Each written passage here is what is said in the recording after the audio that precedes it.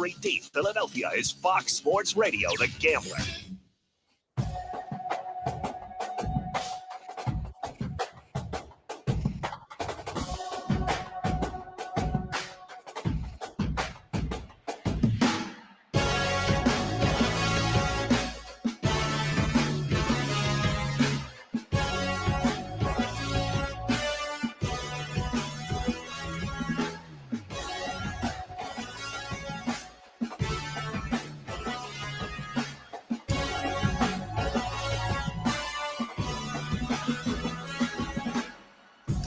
And away we go. Good afternoon. Daily Ticket with you live. A beautiful Monday in the Delaware Valley. I am Sean Brace. A lot to get to. And yes, that's a sports talk cliche. Every show, when it starts, the host says it's a lot to get to today. But we got ourselves a 2-0 football team, rolled into Kansas City, and handed Patrick Mahomes another loss. First 3-game losing streak of that young man's career. That's for darn sure. But, man, what a great game and ugly game at the same time. But a win is a win. And this team has that look, albeit it's only week 2. But a lot of fun to watch that game. And, of course, the Birds come out on top against the Kansas City Chiefs in Arrowhead. That's where we start the conversation. But, folks, we can't skip over the Phillies. There it is. Titans. Let's talk about them Titans. Luke Arcaini joining us from Crossing Broad to open up the show here. We got Luke for the first hour, Kyle Fisher for the second. Let's go. The Phillies clinch a playoff spot. Luke Arcaini covers the Phillies for us here on The Gambler. And, oh, by the way, you can read them at crossingbroad.com. Paints a great picture covering all things Phillies and MLB for those guys and gals over there at CB. Luke, take us on the inside, man. Kind of disappointing at the same time that they're not able to pop champagne and get crazy because the Mets were able to pull out a victory, but a postseason berth is a postseason berth.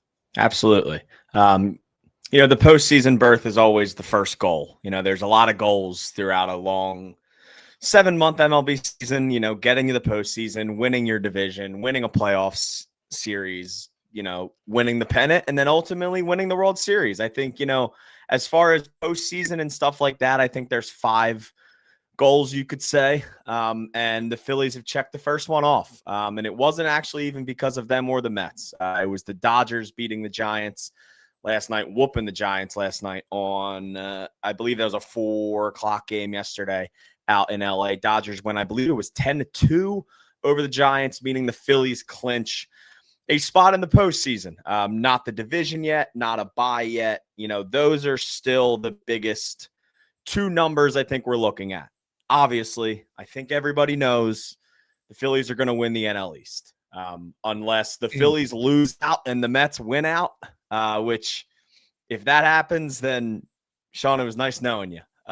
But that is kind of where we're at. The NL East is all about locked up. The next big one for them is that first round bye. Not having to play wild card weekend, being able to set up your rotation, being able to beat up maybe on a team that got banged up in the wild card round or something like that.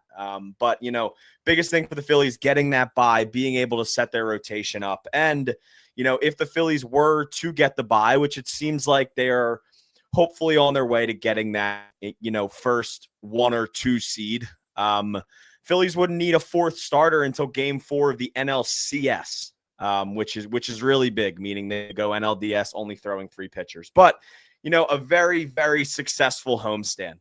They went 6-1, swept the Mets in a 4-game series, took the first 2 games from the Royals, won 6 games in a row. Obviously, it stunk that they couldn't celebrate at home yesterday. Granted, I don't know how long they were even going to be able to celebrate anyway. They had to hop on a plane last night to LA. So it was going to be a bit of a, quick, maybe hour and a half party and then hop on the plane because, this is a big series coming up for them. Obviously everyone's assuming now the Brewers are probably going to get that 1 seed or at least one of the top 2 seeds. And now it comes down to, now it really comes down to the Phillies and the Dodgers. So it's either the Phillies and Dodgers, and the two teams face off tonight. If the Phillies were to sweep the Dodgers, magic number for a bye goes down to 2. If the Phillies win 2 of 3, the magic number goes down to 4. And if the Phillies win only one game, it goes down to 7. Right now it's at 9. So, about, I think, 12 games left here in the regular season. So this could come down to maybe the last series or two, but Phillies are in a good spot. They are in the spot that they exactly wanted to be right now. They're on pace to cash the win total, and everything looks good. Well said. And of course, we are looking on all things magic number. As you pointed out, there's a number of numbers to pay attention to say the least. But all in all, that would have been a fun flight. It is interesting that you bring it up from that perspective, because this is a big series. So I'd be wondering what will be taking place on that flight. But the boys would be having fun, to say the least. Oh, yeah. None of that matters. It is what it is. They're rolling out there, clinched the playoff berth, and it's exciting because Red October is back in Philadelphia again. Phillies plus 230 currently to win the National League. As Luke pointed out, they'll be taking on the Dodgers here, plus 290 LA Dodgers immediately following the Phillies. Brew Crew plus 350 Padres, plus 650 to Cubs, plus 700. And we'll stop there. No need to mention anybody else after that. But again, just a successful homestand. So that brings me to another question, Luke, and one more here on the Phillies, because then, we got to get it over to the NFL because it's football. Oh, absolutely. I'm ready to talk. Football. I'm ready to talk some football, baby. Let's go. Football is king. Let's that. Go.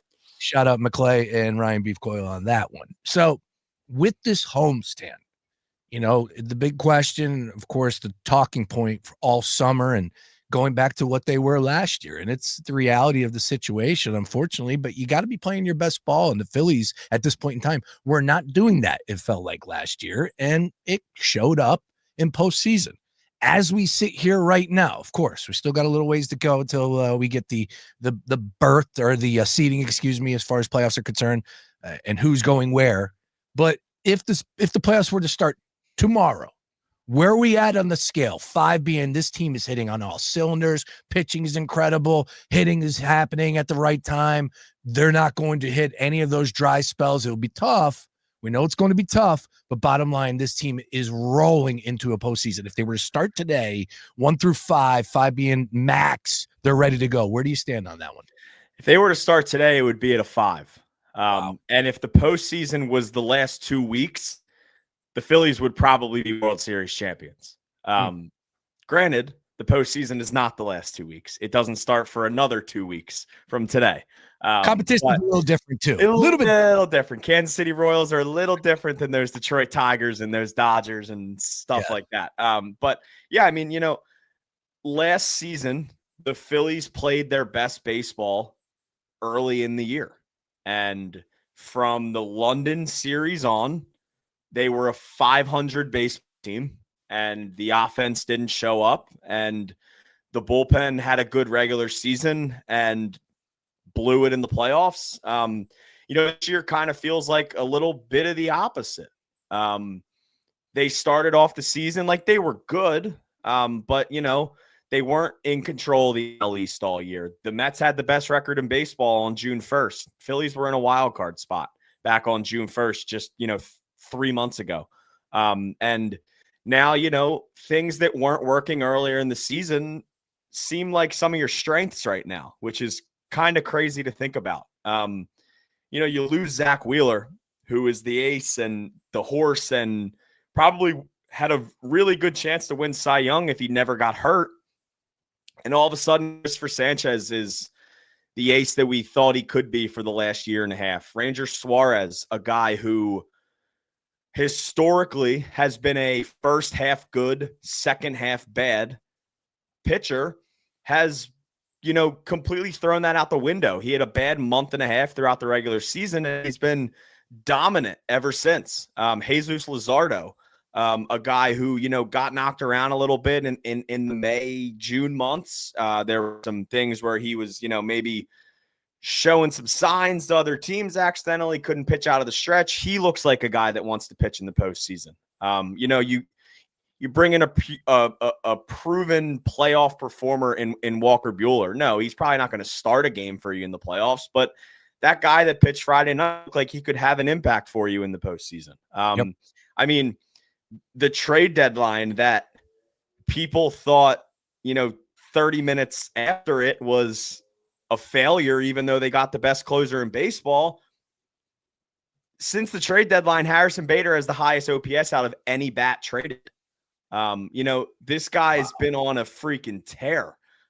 He looks like he fits in. He fits into them. He's a guy they needed. He's a guy that can, man the outfield and hit the baseball. But I think my favorite part about Harrison Bader is, he's not afraid to speak his mind. I wouldn't be surprised if Bader went into that clubhouse, shortly after he got here and haven't really been this close with these guys and been like, hey, we have the chance to do this thing. Like, I've been here for 3 days, but there is a shot here. Like, there's a good enough team. This team's bought into the plan. Max Kepler had a dreadful first half of the season and has really turned it on since the trade deadline. This 5-man outfield plan that has been rolled out since August 1st. Brandon Marsh is ripping the cover off the baseball. Weston Wilson has hit lefties pretty darn good since the trade deadline. Nick Castellanos has turned into a part-time player, but it seems like his production's actually been going up a little bit since becoming a part-time player. Kepler once again, and then Yohan Duran. I mean, it's just the confidence, I think maybe is the right word, that him coming in brought to this team, saying that, hey, if we get a 2-0 game and, the offense isn't going that night, but our pitchers give us a gem. 2 years ago, I don't know if the Phillies win most 2-0 games. Now they win about 90% of them because Yohan Duran is probably going to shut the game down. The vibes are just very, very high. It feels like they go out there and they know they can win every baseball game. And it seems like they have a little bit of a bite to them now. I think one thing I called for in the offseason was just a guy with, not some guy that's going to go out and start throwing punches and smashing bats in the dugout. But I think they needed somebody with bite and somebody that, once again, is not afraid to speak his mind and go out there and, be weird and just be you and bring something different to a core that's, continually succeeded in the regular season but failed in the postseason over the last few years. And I think Harrison Bader has been that for them. So, I mean, this team's in a really good spot. They have a lot to look forward to. The season's not anywhere close to being over. And they kick off a really, really big series tonight with the Dodgers. Love it. Once again, Luke Arcaini joining us here to open up the show, talking about them Fightins as they are on the road, taking on the Dodgers. Ranger -102 on DraftKings Sportsbook. 8.5 is your total. That is a 10-10 first pitch. We got 2 Monday Night Football games and a West Coast Phillies and Dodgers game. You gotta love it. Sheenan throwing for the Dodgers at -120 here on DraftKings Sportsbook. All right. One thing I do want to add about Harrison Bader is he's been in 9 playoff series before. So this next one will be number 10 for him, double digits, 5 years, 5 trips to the postseason. And a guy like that at 31 years old, you don't know how many more opportunities you're going to get like this. And when you play the way he has, for God's sakes, they got Bader tots down at Citizens Bank Park, Luke. Have you had the Bader tots yet? I haven't. I'm a Bader guy. I want the Bader tots. I got to try the Bader tots at CBP. I'll be waiting for that maybe in that first series at home as far as postseason play is concerned. All right, with that, folks, we got ourselves a 2-0 start for the Philadelphia Eagles. The Daily Ticket opening drive. No warm-ups, no stretching, just straight into the action. How about that? As we discussed all last week right here on the Daily Ticket, the Eagles were the play. Now, it did not mean it didn't come without a sweat, right? That was a tough game. And maybe I was a little bit more too over the top, just a little bit over the top with my thought that the Eagles were going to run away with that game. However, they were up double digits and anything was possible. But Mahomes is Mahomes, and it is really impressive to be able to watch him play. Putting him to the side it's even more impressive to watch the Eagles defense operate. And oh, by the way, the tush push once again down their throats. It has got to be so gutting for an opposition to have to go up against that and cannot stop it. And I know that that is the focus right now for everybody in the NFL because they hate us, because they ain't us. And that's all it comes down to. If your team was out there running that play at the success rate, 87%, 87%, that's the success rate from yesterday's game with the tush push. I don't care if 21% of the snaps on offense was that play call. I don't care. Bottom line is, if you can't stop it, they're going to continue to run it. And it's not illegal. Are they going to make some changes? Sure.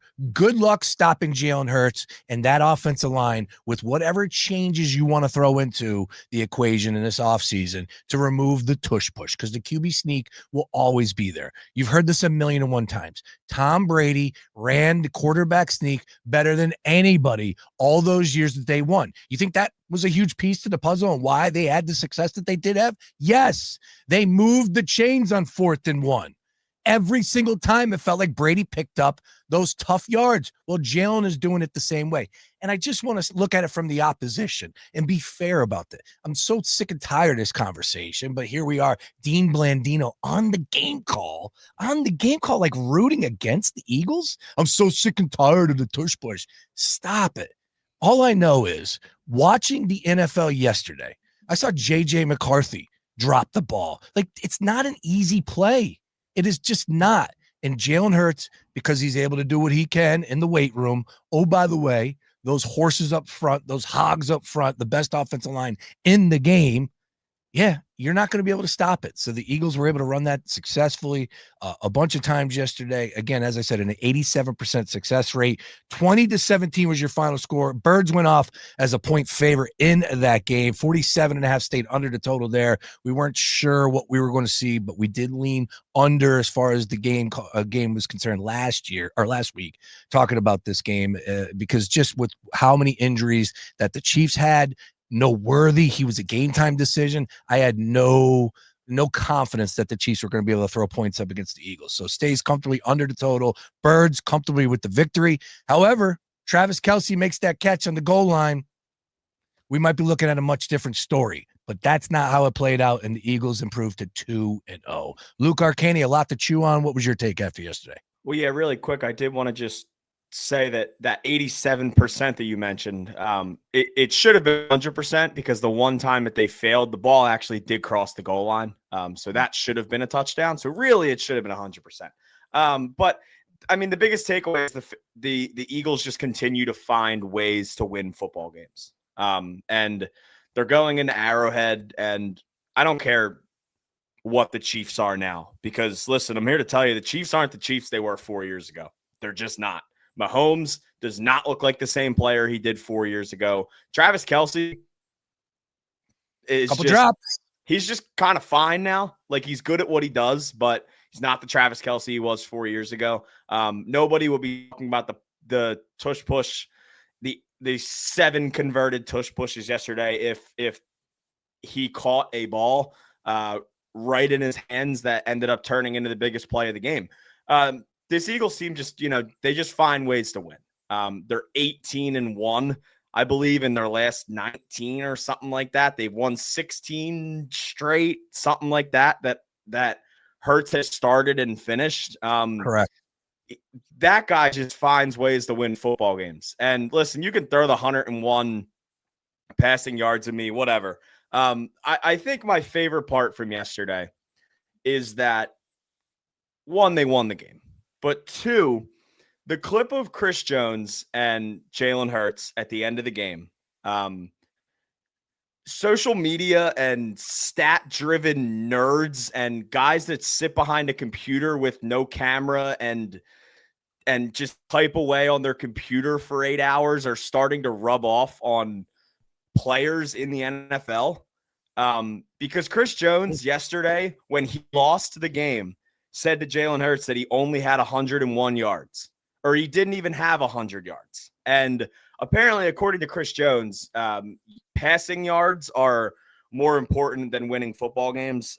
So it's pretty funny that, all these guys that sit behind their computers all day and all these analysts and Adam Schefter hops on Get Up this morning and talks like the loser he's turning into about the Eagles. It's just absolutely bizarre. The team finds ways to win football games. Everybody's all uptight now because the lovey-dovey Chiefs of the NFL, or it's the first time they've started 0-2 in 11 years. They haven't been 0-2 since 2014.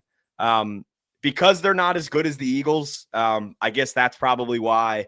And everybody's mad that the team that just absolutely smoked them in, remember, 40-6 in the Super Bowl, not whatever the final score even ended up being. It was a 40-6 Super Bowl, and now everyone's just all uptight. I love it. I think it's hilarious. I think all the tush-push stuff is hilarious. Yeah, I mean, is there a good chance it probably is going to be gone next year? Yeah. So if I was the Eagles, I'd run it even more now. I would run it down everybody's throats the rest of the year and burn it out as much as you can, because nobody could stop it. And like Sirianni said, if everybody could do it, they would do it. But nobody else can. I watched, and you said it earlier, I watched JJ McCarthy last night, and I whatever. I watched him do a quarterback sneak last night, and he got negative yards. Yeah. Negative yards on a sneak. And it wasn't because of the D lineman. I watched the top view. It was not because of the D lineman. His center, he was right behind the center. His center pushed forward. JJ McCarthy went nowhere. Nobody cares when they do the push, and it's Josh Allen because he's the little lovey-dovey quarterback of the NFL, and he's got cute long hair, and he won MVP. The second the Eagles do it, there's a problem. It's because they're good. It's because nobody can beat them. And it's really just as simple as that. It's hilarious just to watch the league right now just gang up on the Eagles because of a 1-yard play that nobody can stop. I said earlier, if you don't want the Eagles to run it, don't let them get to 3rd and 1, or don't let them get to 4th and 1, because they're going to do it every time, and you're going to have no possible way to stop it. Luke Arcaini running with us for the first hour here, talking all things Birds. We'll get into NFL Week 2.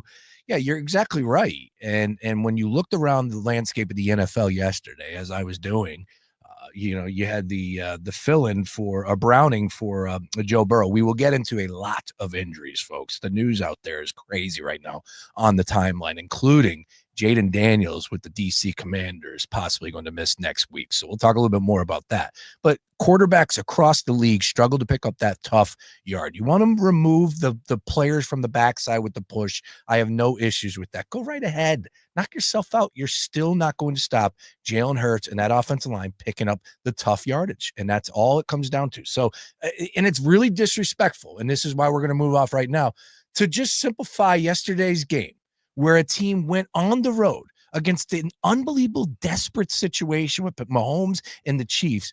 Folks, if you missed last week, we talked about teams that start off 0-2. The percentages as far as making the playoffs, I think is 12% since 2009. I want to say that was the number last week that we were talking about there. One thing I do know is if you start off 0-2 and you have Super Bowl aspirations, most of the time, 90% of the time, that you're not reaching that goal.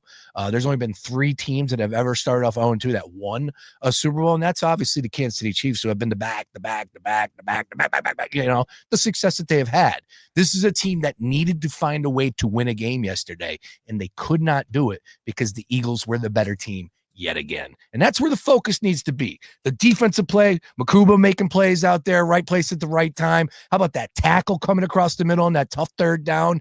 Coop, the chosen one, all over the place. Quinion, nice and smooth. Nolan Smith on the front. Like, I can go on and on about the Jalen Carter. Welcome back, baby. I can go on and on about the defense. Like, that irks me the most is that when Adam Schefter, and I understand he's got to be on Get Up, and it's a big talking point, and he wants the take out there to represent his people in the NFL office. That's fine. That's how he gets all these rumors, just so you know. There's somebody inside the office that Adam Schefter has known from his time at the NFL Network, that he's made that connection and it's continued. I'm sure there's some grease into the palm some way, somehow, because those rumors actually turn into contracts, and the first people that know are people at the NFL office. So he's got to scratch their back when he has the megaphone on ESPN. So here he is out there saying exactly that. They're going to get rid of it, whatever. They're not doing it today. They're not doing it tomorrow. But to simplify that game down to one play, and I misspoke. I apologize, because Mike Renner, who does a great job on all things CBS Sports, draft, all that, he said the Eagles ran 7 tush pushes yesterday. 11.7 of their offensive snaps were tush pushes, and they did convert. John Clark had that number, 87%. So, like, this team and what they're doing, sure, they ran it a bunch, tough spots, and, of course, down the stretch to run the clock. But come on, let's talk about Devontae Smith going up and making that grab. Let's talk about Jalen Hurts with the bend but don't break attitude. Like, to go into Kansas City, you can't turn the football over, and the Eagles did not again. What a victory by the Birds yesterday.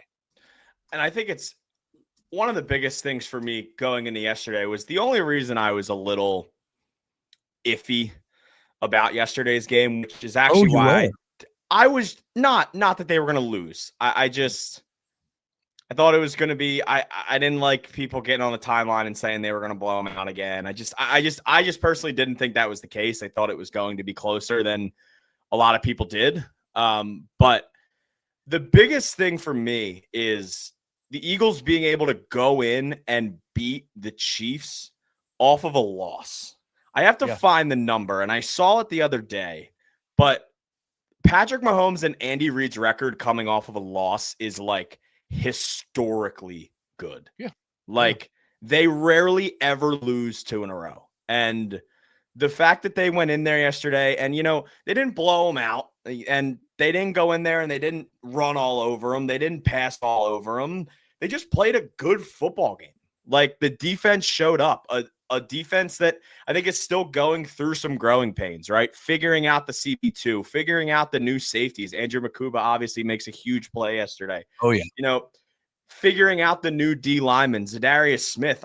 Signed 5 days ago? He looked awesome yesterday. Played well. Nolan Smith, which a really big day yesterday. Jordan Davis, a ton of snaps. I saw yesterday the mark that he hit of snaps played at halftime of yesterday's game was the same mark that he hit at the end of week, I believe, 3 last year. So he's, more in shape, getting more snaps and continuing to clog the hole in the middle. But just the fact that the Eagles were able to go in there and, just beat down a historically good team and a great coach and a great quarterback, even if he didn't play like it yesterday. It was just really impressive. And, being able to stack wins up early is big for this Eagles team. Because, we all know the schedule's not easy. They have a tough game this coming week. They have a tough game the week after that. There's a lot of hard games on this schedule. And every win for this Eagles team is going to mean a lot. But, being able to go into Arrowhead after such an odd opening to the year Thursday night football game with the Jalen Carter getting tossed and the delay and just everything that went on, and going in and catching a team that just came off of a divisional loss was just absolutely huge for the Eagles. I think there's a lot of confidence right there in that room. But like Nick Sirianni said last night, the goal isn't to look perfect in week 2. The goal is to look perfect in the last game of the season. 2022, it wasn't all roses the whole year. 2024, last year, they started off 2-2. They wanted to fire the coach. Everyone goes through things. The Eagles are going to go through mishaps. Sirianni said today that the explosive plays will be emphasized in practice this week. They're not going to go 17 weeks without throwing the ball 20 yards to A.J. Brown. It's going to happen. They're working through things. There's a new offensive coordinator just went in yesterday, and I don't care how many yards Jalen Hurts had. A rookie offensive coordinator went into Arrowhead and beat Andy Reid and Spags. It was an awesome win yesterday. Great job by you bringing up Spags. With all love and respect to Spags, he's incredible. He threw a lot at them yesterday. There was weird looks. He was sending the house at Jalen all He was day. on his A game. Yeah, He was on his A game. 100%. It's not frustrating. It's understood. People want the flash. I get it. But for the Eagle fan, maybe I'm talking to them specifically, the negative Eagle fan, and we know who they are and they exist. And I don't know if anything will ever get through to them. It's like, but you've seen this story before, Yeah. and you saw what it's resulted in. It's resulted in a trip to a Super Bowl. Of course, they lost to the Kansas City Chiefs, and they struggled at the beginning of that year. You saw last year, there were some question marks as far as the beginning of the year, as you just brought up, well documented with the Tampa Bay game, everybody losing their mind, right? Hand in the air myself. And what happened? This team won the Super Bowl. So it's like, let's put things in the proper perspective. That's all I ask. And I don't care about Jalen Hurts having to throw the ball 350 yards per game. Like, if that's what needs to be done, then there's issues on the defensive side that need to be corrected. But when you have a defense like they have, and they continue to get better and better and better, I thought that they were going to be dealing with some holes on that defensive line, but they were all over Mahomes yesterday. Vic Fangio is pretty darn good at what he does. Pretty darn good. Pretty darn good. He was throwing some crazy looks at them yesterday too. There was, I mean, I'm pretty sure there were a few snaps where Jalen Carter was out on the edge. Like they were throwing some wild things yesterday. Sean, what would you feel more confident in? The Eagles going down to the Buccaneers Stadium or the Phillies going to Citi Field? That's funny. Especially because neither team wins. Yeah. They got Tampa Bay in week 4. Is it week 4 too in September? It's the worst time to have a trip to Florida. It's always 115 degrees. Guys got IVs on the sideline. Yeah. It's the worst. It's funny you say that. Right now, bring on the Mets. Bring on the Mets. I don't care.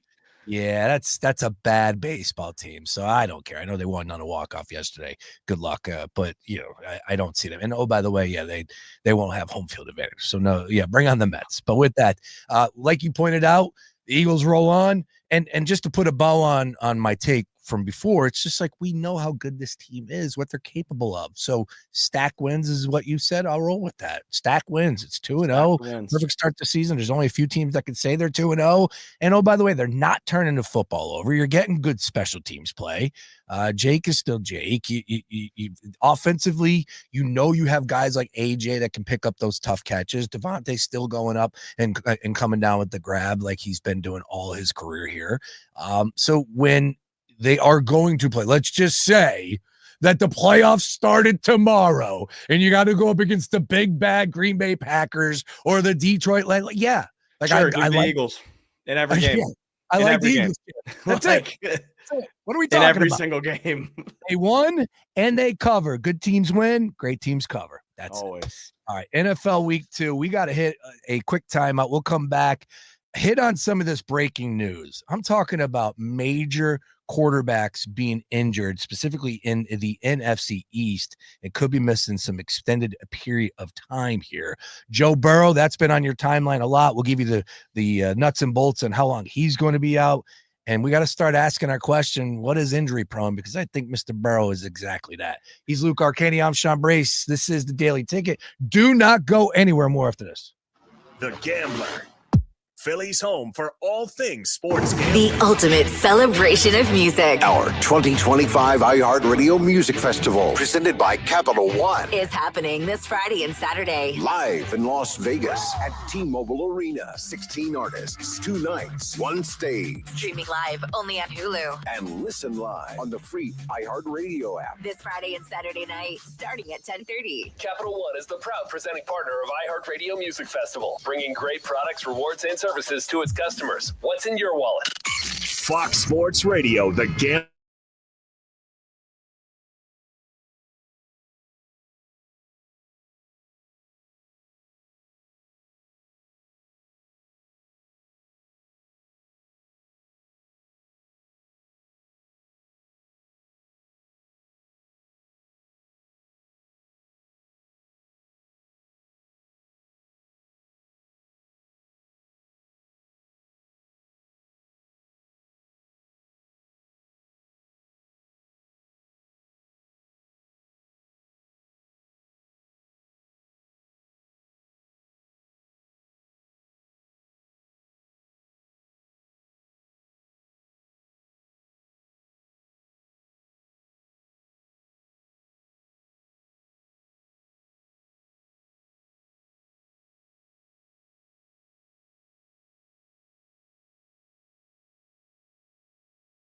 And today, step onto the glowing LED dance floor, bask in the neon lights, and check out the ultimate party bus from No Fly Zone. It's the perfect night for partying and capturing unforgettable social moments. Doors open at 8 p.m.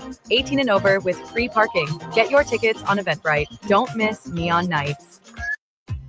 If you're 55 or older and into that whole saving money thing, T-Mobile has an exclusive phone and internet bundle just for you. Right now, get 2 unlimited phone lines plus 5G home internet for just $30 each per month with autopay, plus taxes and fees. And with 5G home internet, setup is easy with just one cord and no technician needed, which is great if you're also into that whole keeping it simple thing. Switch now and experience the best mobile network in the U.S. Visit your local store to start saving. T-Mobile, it's better over here. Based on analysis by Ookla Speed Test Intelligence data Q4 2024 to Q1 2025. Ookla trademarks used under license. Unlimited on our network. Customers on voice plan may notice speeds lower than other customers and further reduction if using more than 50 gigs a month due to data prioritization. Video streams and SD on this plan. Home internet pricing after $20 a monthly bill credit plus $5 per line without autopay. Debit or bank account required. See 5G device coverage and access details at T-Mobile.com. At DraftKings, we're all about responsible gaming. Sometimes you got to know when to hold up. There are no locks or sure things, so know when to fold up. It's more fun when it's for fun. So play responsibly. DraftKings, the crown is yours. Gambling problem? Call 1-800-GAMBLER. In New York, call 877-8-HOPE-NY or text HOPE-NY 467-369. In Connecticut, help is available for problem gambling. Call 888-789-7777 or visit ccpg.org. On behalf of Boot Hill Casino and Resort, Kansas, 21 plus. Age and eligibility varies by jurisdiction. Looking for something new? Try fencing, the Olympic and Paralympic sport that mixes speed, strategy, and fun. It's like chess meets cardio. Quick feet, quick decisions, and a satisfying beat when you score a point. Kids, teens, and adults can start anytime. No experience needed, and many clubs have loaner gear. Coaches teach fundamentals and safety from day one. Find a beginner class near you at usafencing.org/tryfencing. That's usafencing.org/tryfencing. From the creator of Bone Valley comes a gripping new true crime podcast, Graves County. In the small town of Mayfield, Kentucky, the beloved fire chief's daughter is dead, and everyone has a theory. But when a Pulitzer Prize-winning reporter starts digging, the entire town goes dark. So it sounds like a lot of people have come forward saying, I know who did this, but no one has said who did it. What is everyone so afraid of? Open the iHeartRadio app, search Graves County, and listen now. Hey, man, you all right? Need me to call 911? No, call Top Dog Law. Get top dollar for your accident at topdoglaw.com. Once again, that's topdoglaw.com.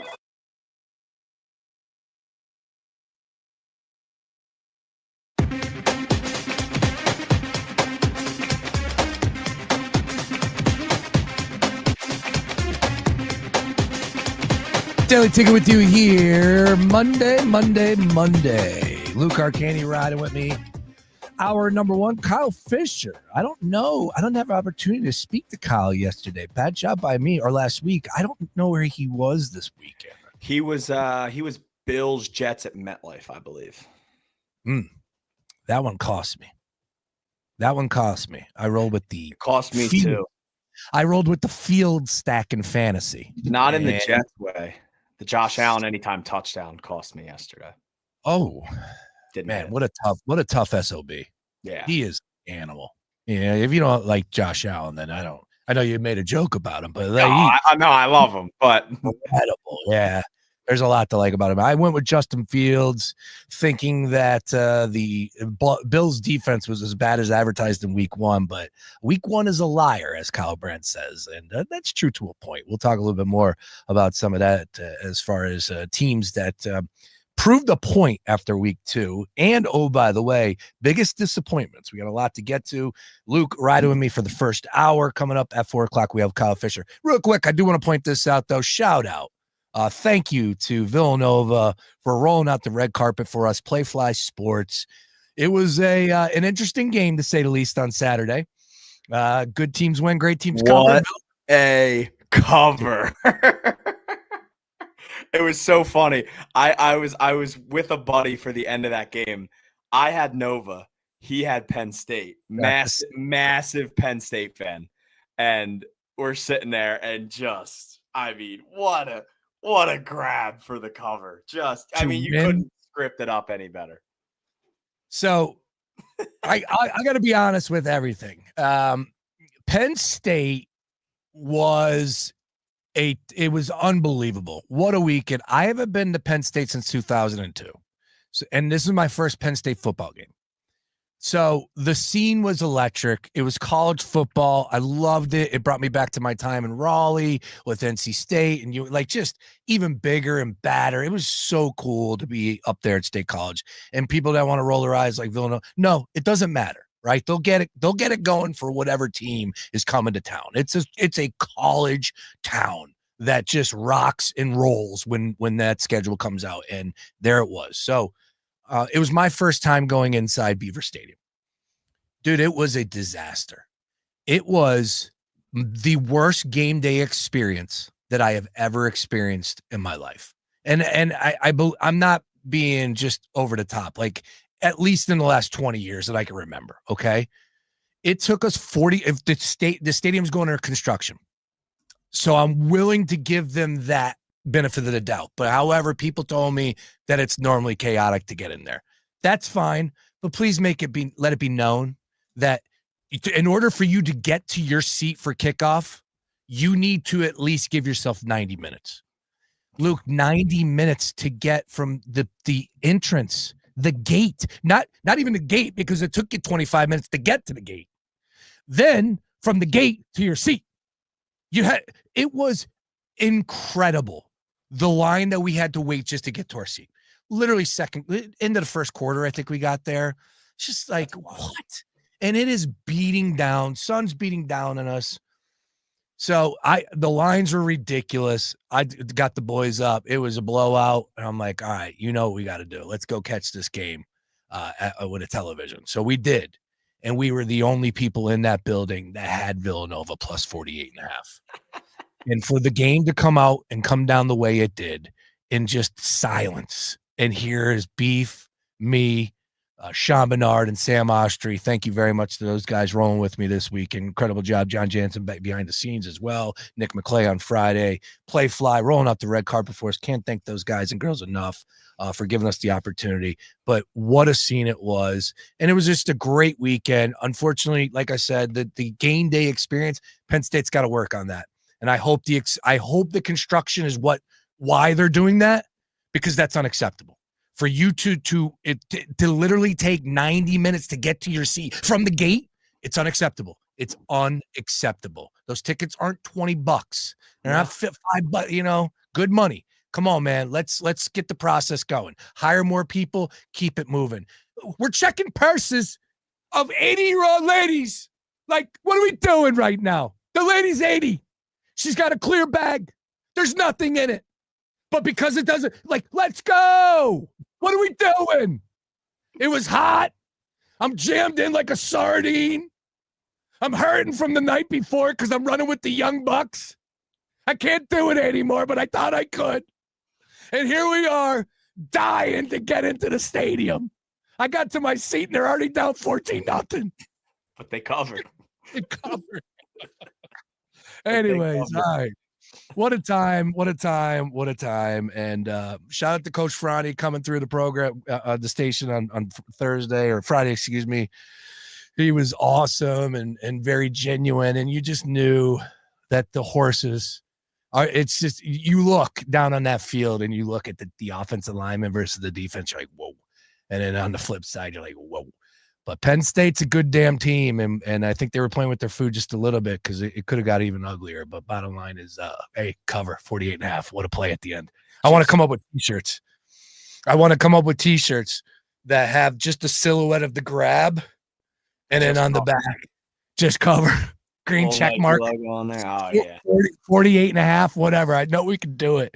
Let's get it in the Crossing Broad store. See if Villanova will purchase it up. Let's do it. All right. NFL Week 2, let's get to a couple of talking points, some big storylines from the league. And unfortunately, we got to start with injuries. Joe Burrow is going to miss 3 months, expected 3 months. That's this season. He's done, Luke. Done. Joe Burrow out essentially for the rest of the season. That's it for the Cincinnati Bengals. Now, they did get good play from their backup quarterback, which I think they deserve a ton of credit for having Jake Browning ready. But here's another year with Joe Burrow's getting hurt yet again with all of those pieces out there. And he got hurt from inside the pocket. It's just nothing you could do about it. I would like to see them get a gator or a golf cart so he doesn't have to like be hobbled off and carried off. Yeah, it's 2025 here. But ultimately, man, Joe Burrow is not a guy that you could bank on that's going to make it 17 games for you. No. And that's just proof in the numbers. No, and I mean, you go and look at it, right? And it's hard to say it's his fault. I saw a tweet this morning from Schefter. I know I was ripping on him in the first segment because it was deserved, but the Bengals pass pro rank since drafting Joe Burrow, basically their offensive linemen's win rate on any sort of pass blocks. 2020, 29th. 2021, 30th. 2022, 30th. 2023, 27th. 2024, 32nd. 2025, 28th. I understand that Joe Burrow's defense has, lost him some games in the past. There's been a lot of games where Joe Burrow goes out there and throws for 450 yards and the Bengals end up losing because their defense couldn't stop me running with a football with a brick attached to my hip. But I mean, you got to get this guy some alignment at some point. Like this guy's getting killed. I think like a couple of at least the years since he's been in the league, he's led the league in sacks, and 95% of them, there's nothing he can do about it. The pocket just collapses, and I mean, he's bound to get hurt. Like, honestly, I'm surprised with the way his line works that he hasn't gotten more hurt over the last 6 years. It's a shame because, I mean, the guy's a good quarterback, and I think you saw the year that they went to the Super Bowl, when they have a team that's working, he can be a pretty damn good quarterback when it matters. But it's just the guy can't stay healthy right now. And I mean, that's not even close to the only injury. Like you said, I know Jaden Daniels potentially out for week 3, and really quick, Eagles might be setting themselves up for a little week 7 reunion with a former Eagle against the Minnesota Vikings. If JJ McCarthy isn't back, they said JJ McCarthy could be out 3 to 4 weeks. That would take you to potentially back week 7, potentially not. If not, we could get a little Carson Wentz versus Jalen Hurts week 7 in Minnesota. Yeah, as Luke just pointed out, J.J. McCarthy expected to be sidelined 2 to 4 weeks, high ankle sprain. That came from the pocket, I believe, too, as well. I could be mistaken on that. So he's out. Next week, it will be the big bad battle of Jake Browning versus Carson Wentz, who Kevin O'Connell is going to earn that check next week. We're about to see what Wentz can do. Be interesting to see if he can be successful, like if he allows it. But come on, I'm not buying into that. The last time we saw Carson Wentz play, he's very turnover prone and not the Carson Wentz with the MVP like season. When so we get a Jake Browning versus Carson Wentz next week. In week 3, yeah, week 3. Jaden Daniels on Thursday night was seen leaving the game. I did not know this. I we were traveling, whatever. But I guess he had an ice pack after his game. MRI revealed no structural damage. However, it's looking like he's going to miss this upcoming week. And again, that's huge for the division because the Commanders are a good football team, I thought. And are they on the same level as the Eagles? No, they're not. And the Green Bay Packers laid the wood on them on Thursday night. Austin Eckler out too as well, torn ACL. So a lot of injuries. And of course, that's the big talking point with the focus on the quarterbacks, because when these quarterbacks go down, that's when the league takes a hit. That's when, viewership is like, man, everyone's being seen on the timeline. That is then when you end up with Jake Browning versus Carson Wentz on September 22nd. That's right. Speaking of, let's go ahead and dive into yesterday's card and what impressed you the most. And I'll come to you. I'll go first here. What impressed you the most in NFL Week 2 edition? And you know what? You might laugh at me, but I'm going to go with Daniel Jones again. The Indianapolis Colts, Indiana Jones getting the job done, 2-0, and it was a question mark on who would be the starting quarterback. After Week 1, I did say, as far as the teams that looked the best to me, not so much power rankings because I'm not a fool, but I thought that the Indianapolis Colts, with what the expectation was, and oh, by the way, Daniel Jones is your starting quarterback, I wasn't buying what anybody was trying to sell me. However, he was a guy that I thought could win you a football game, as he has done. He had success, made the playoffs with the Giants, but all in all, just can't make those throws I was saying heading into this year. Well, he's doing it this year. And you got to give Shane Steichen a ton of credit. Of course, the offensive coordinator or play caller for the Colts, head coach, obviously. But Daniel Jones is the story right now in Indy. And they went up against a good Denver Broncos team, a team that needed to show a little bit something more. And they beat them. They got them at home. Of course, they got a little lucky at the end there with the field goal. If you missed that, they were able to get 15 extra yards and then a untimed down at the end of regulation to kick a field goal for them to win 29-28. Denver was a point favorite in that. So Colts, the home dog, get the job done. And it was a great game. But Daniel Jones, Luke, the biggest surprise week 2 is the Colts ended up winning that game. I had the Colts winning that game. I was somewhat buying what they were selling in after week 1. 23 of 34, 316, a touchdown for Daniel Jones. Jonathan Taylor, though, he is a badass. 25 carries, 165. Tyler Warren, as good as advertised. We knew that there was going to be a rookie tight end. It feels like year after year after year, there is a rookie tight end that burst on the scene. Well, Tyler Warren is that guy. No surprise there. And on the flip side, I didn't think Bo Nix played bad game. He was 22 of 30, 206, 3 touchdowns. But I just feel like there needs to be a little bit more of a run game. And I don't know if we're going to get that, because that's where I thought the change would be. I thought maybe they extended himself a little bit much in that week 1 matchup versus the Titans with Bo Nix. And he had 3 interceptions, I want to say. So here I thought the run game was going to be successful. J.K. Dobbins, 14 carries for 76 yards. Harvey, the rookie, 5 carries for 8 yards. Like, they could not run the football. So on the flip side, I want to give a ton of credit to the defense for the Colts, but the Broncos clearly are not as good as what people were saying heading into this year. Yeah. I'm going to go with little Mac Jones and the 49ers yesterday. I know the Saints are the Jones brothers. I know the Saints are historically bad. But I thought Mac Jones looked really good yesterday. 280 yards, 26 for 39 with 3 touchdowns, 113 QBR or 113 rating yesterday. Thought he just looked in control yesterday. I thought he played a really good football game. And I mean, I think we know what Mac Jones is. I think Mac Jones could have came into the game yesterday and went 180 passing yards with a touchdown and a pick, and nobody would have said anything because it's Mac Jones. They're not surprised. But he went out there yesterday and he looked pretty good. I mean, there was the whole story from years ago about how Shanahan wanted Mac Jones, years ago, and now he finally gets him. And he looked really, really good yesterday against the Saints. Once again, just a historically bad football team. And I'm going to say it, and I know they're 0-2, and I know they lost the game in overtime because Brandon Aubrey's a nut. Wow. But Russell Wilson yesterday, 30 for 41, 450 yards, 3 touchdowns and a pick, 123 rating. That guy was slinging it yesterday. Malik Neighbors Malik Neighbors is just absurd. I think we would think of Malik Neighbors as a consensus top 5 receiver in the league if he wasn't on the Giants. If he was on a team that was competing for a Super Bowl, I think a lot more people would have the respect for Malik Neighbors that he deserves. But that was a banger of a football game yesterday. Just incredible. Can't believe it took all the way for overtime for CeeDee Lamb still not to score a touchdown for the last leg of a parlay. But just an awesome in-division football game yesterday. And got to give some sort of credit here to Brandon Aubrey, because that dude's got a boot on him. That thing is absurd. He might be the best player on the Cowboys, and he's the kicker.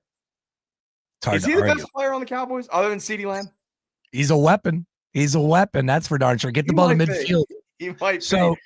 A couple things. Neighbors, 13 targets. He was a target monster last year. Got to continue to throw him the football. Russell made it look real easy. I do want to say this. I had the Cowboys as my survivor pool play. I do. You took the Cowboys as well?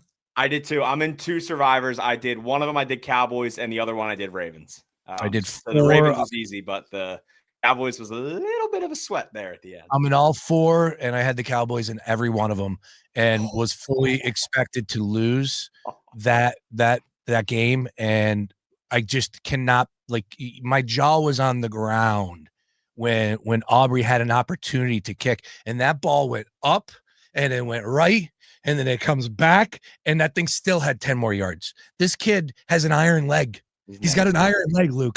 And he's from Bethlehem Steel. He was kicking USFL. Like, his story's insane. I don't know where they found him, how they found him, but he is ridiculous. And, for the Cowboys to do what they did, I will say this. They had the final kick at the end of regulation. 8 seconds left? Yeah. And they run the football. They ran. I wanted to murder somebody. They ran, and I think they picked up 4 or 5 yards, 8 yards. And they had a timeout. I'm like, dude, throw the football. But, it still would have been good if it was an incomplete pass. Whatever, put that to the side. The Cowboys ended up winning. I can't believe it. And yes, this is the first time in forever that I was happy that the Cowboys actually found a way to win. But they're playing the Giants, so it evens out. But what a great game. You're exactly right about that. I guess the other one I would say, Luke, and we'll get you out of here on this one, talking Monday Night Football, is, week 1 is a liar. The Detroit Lions, I wouldn't say week 1 is a liar because they were awful against the Green Bay Packers, but they showed you. Yeah. They showed you what they're capable of. They're still here. Yeah, they're still here. They threw up a 50 burger, 52 spot, on an NFL Sunday against the Bears division matchup. Bears got some issues. Caleb Williams might not be Ben Johnson's guy. So now what do? 52-21. Jared Goff was electric. You name him for the Detroit Lions. They ended up scoring a touchdown. And I believe the next game we have for Detroit is on the road against the Baltimore Ravens. And Lamar balled out yesterday. That was an easy one for a lot of Survivor Pool players as well. 4 touchdowns. I think he only had like 200 some odd yards, but man, there might be 1 million points in that game. Might be a million points. All right, let's get you out of here on this one, Luke. We got 2 games tonight. Monday Night Football. I like the doubleheader on Monday Night Football. I do. I'm a fan of it. I know that for a lot of people out there, they're like, just give me one. But I disagree. So we got 2 games, Monday Night Football going off tonight. Looking forward to it.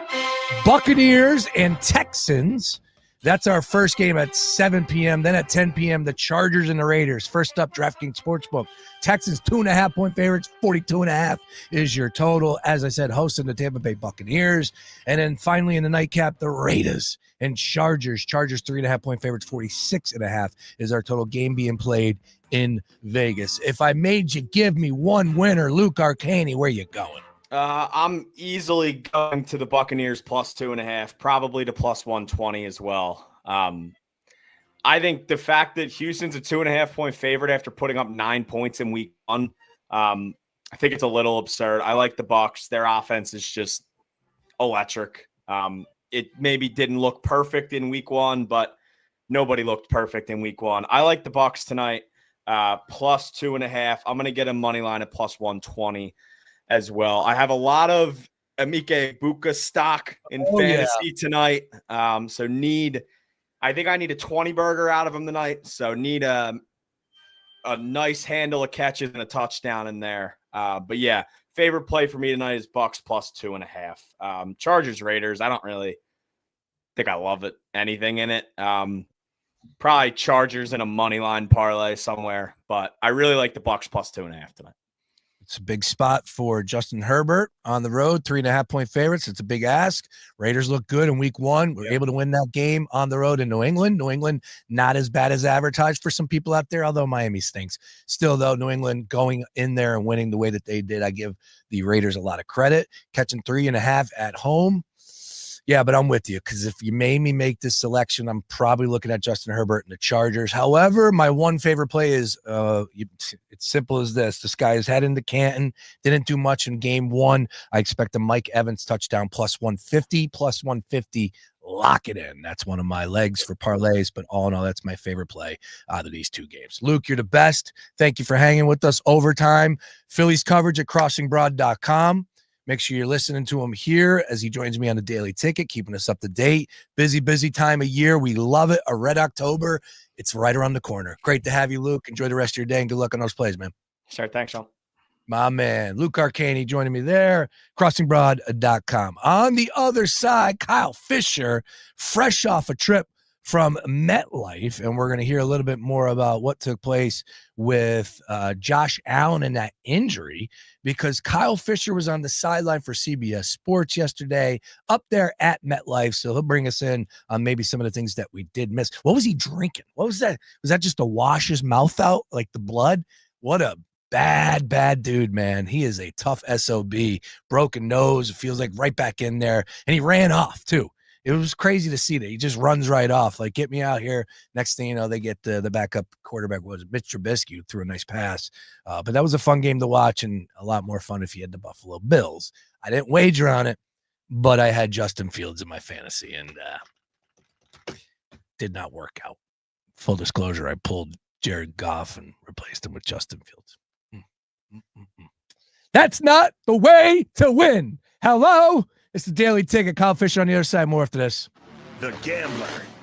Phillies home for all things sports gambling. Time now for your Monday BetMGM Baseball Buzz. 2 weeks left in the baseball season, and things are heating up in the National League wildcard race. The Chicago Cubs and San Diego Padres holding on to the two top spots. The New York Mets clinging to the final wildcard spot in the National League. The Mets start a big series tonight at home against the Padres, who are trying to catch the Los Angeles Dodgers in the NL West. Step up to the plate with BetMGM, an official sports betting partner of Major League Baseball. Bet on any MLB game to activate an odds boost token. If your boosted bet hits, you'll score a bigger payout. No opt-in is required. MLB trademarks used with permission. BetMGM and GameSense remind you to play responsibly. See BetMGM.com for full terms. 21+. This U.S. promo offer is not available in Mississippi, New York, Nevada, Ontario, or Puerto Rico. Gambling problem? Call 1-800-GAMBLER. Available in the U.S. For New York, call 1-877-8-HOPE-NY or text HOPE-NY 467-369. For Arizona, call 1-800-NEXT-STEP. For Massachusetts, call 1-800-327-5050. For Iowa, 1-800-BETS-OFF. For Puerto Rico, 1-800-981-0023. Subject to eligibility requirements. Rewards vary and expire in 1 to 7 days. In partnership with Kansas Crossing Casino and Hotel.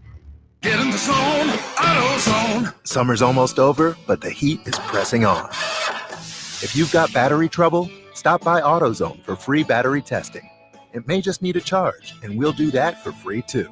If you do need a battery, we've got options starting at just $89.99, and we'll recycle your old battery for free.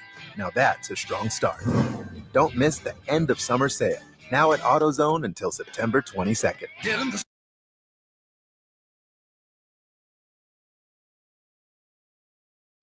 Hey, Sean Brace here for DraftKings Sportsbook. Your season, your shot. The NFL season is rolling right along, and every touchdown can bring you closer to a payout with DraftKings Sportsbook, an official sports betting partner of the NFL. From first touchdown score to anytime touchdown props and the thrill of live in-game betting, every snap is loaded with opportunities, and there will be plenty of them. And Monday Night Football, when the Lions and Ravens battle with a total of 51.5, yeah, there'll be scoring there. Hey, new customers, listen up. This one's for you. Download the DraftKings Sportsbook app now and use promo code BRACE. That's code BRACE to get $200 in bonus bets instantly when you place your first $5 bet. Plus over $200 off NFL Sunday Ticket from YouTube and YouTube TV in partnership with DraftKings. The crown is yours. Gambling problem? Call 1-800-GAMBLER. 21+, Pennsylvania only. Eligibility restrictions apply. Bonus bets expire 7 days after issuance. See sportsbook.draftkings.com/promos. NFL Sunday Ticket offer for new subscribers only and auto renews until canceled. Digital games and commercial use excluded. Restrictions apply. Additional NFL Sunday Ticket terms at youtube.com/go/NFL Sunday Ticket /terms. Limited time offer.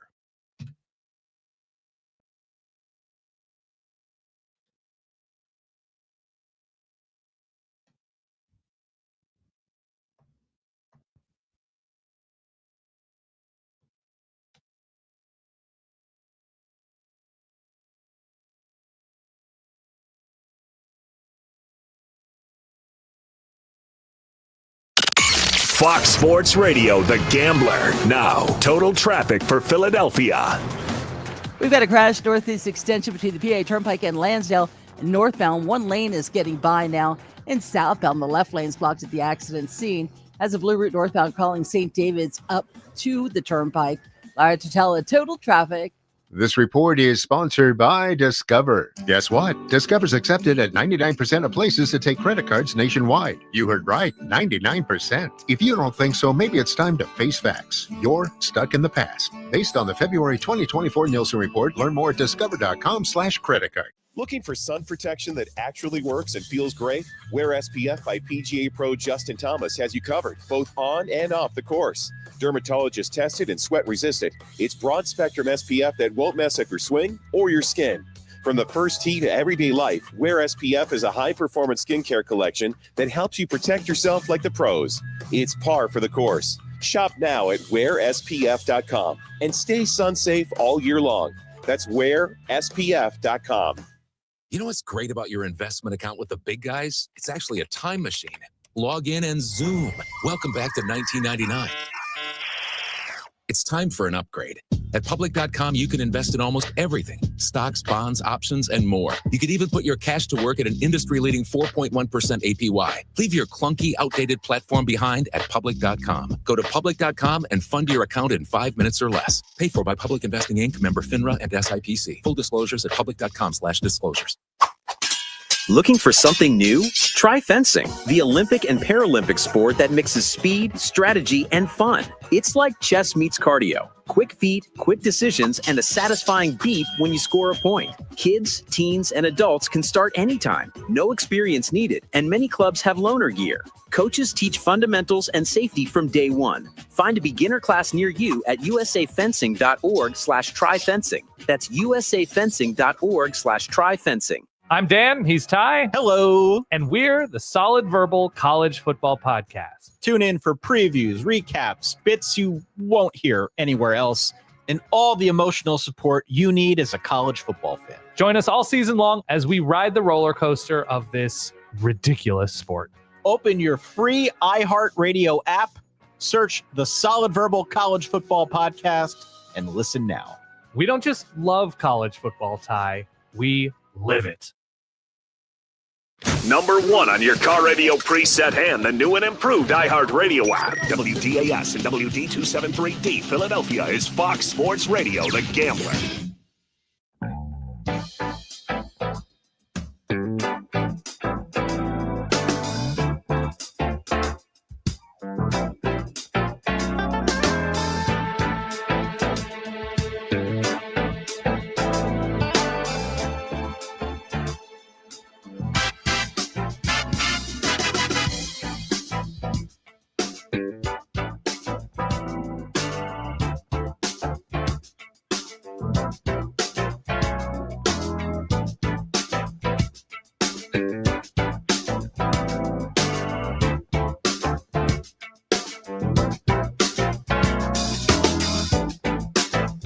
Oh, yes, indeed. Welcome back. Daily Ticket with you here, having a lot of fun on a Monday. Joining the party, vibing out himself.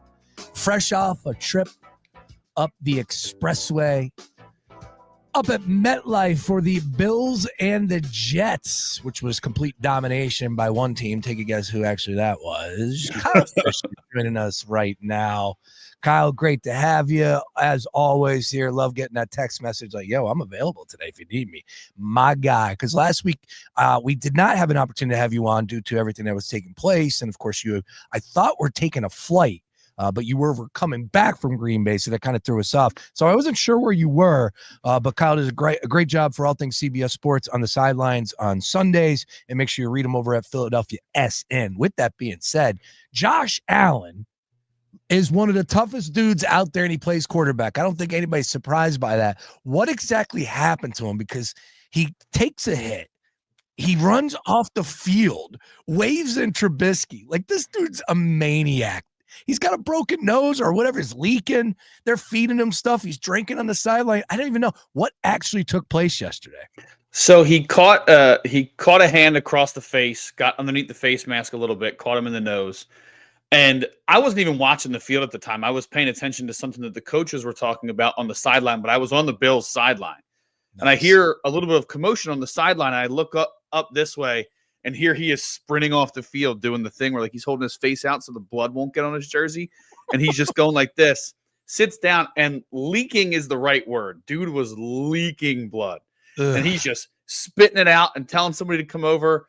They're trying to clean him up. They tried to see if they could get the bleeding to stop quickly. They couldn't. And he's not worried in the least. He's just like, do what you got to do to get me back out there. Like, he's almost upset that they're even taking the time to check him out. It's like, just do whatever it is and get me back on the field. He ended up not rushing them too much. Tracy and I ended up switching positions at that point, so she watched the rest of the way. And their biggest concern was swelling. So every time he was on the bench for the rest of the game, they had ice in a towel wrapped up, and he was just wiping his nose if there was any blood, and then holding it right here, and then wiping and holding it right here the rest of the game. And what a competitor, man! To, like you said, we don't know if it's officially a broken nose. They said imaging would come later. He seemed to be okay by the end of the game. Like, I didn't see a ton of swelling at the end. And I would think after a while, it doesn't matter how much ice you put on there, you're probably going to start to show it a little bit, especially with the blood flowing and the adrenaline going. But his post-game interview went off without a hitch. He said, I'm not worried about whether we got imaging in the future. I'm worried about the fact that we got a W and we're on to week 3, just like you would expect from a guy of his caliber. So we'll have to see if he has a broken nose, but I don't think he misses any playing time. And it was probably the highlight of the game because the score definitely didn't lend itself to anything worth watching at some point. But that was definitely worth watching for us and the crew on CBS. Yeah, Josh Allen, 14 of 25, 148, not much needed. And whether or not that had anything to do with the play calling, I don't think so. All in all, they got to get in there and win the game. They did handily, 30-10. They were 6-point favorites. I expected a better performance out of the Jets. Shame on me.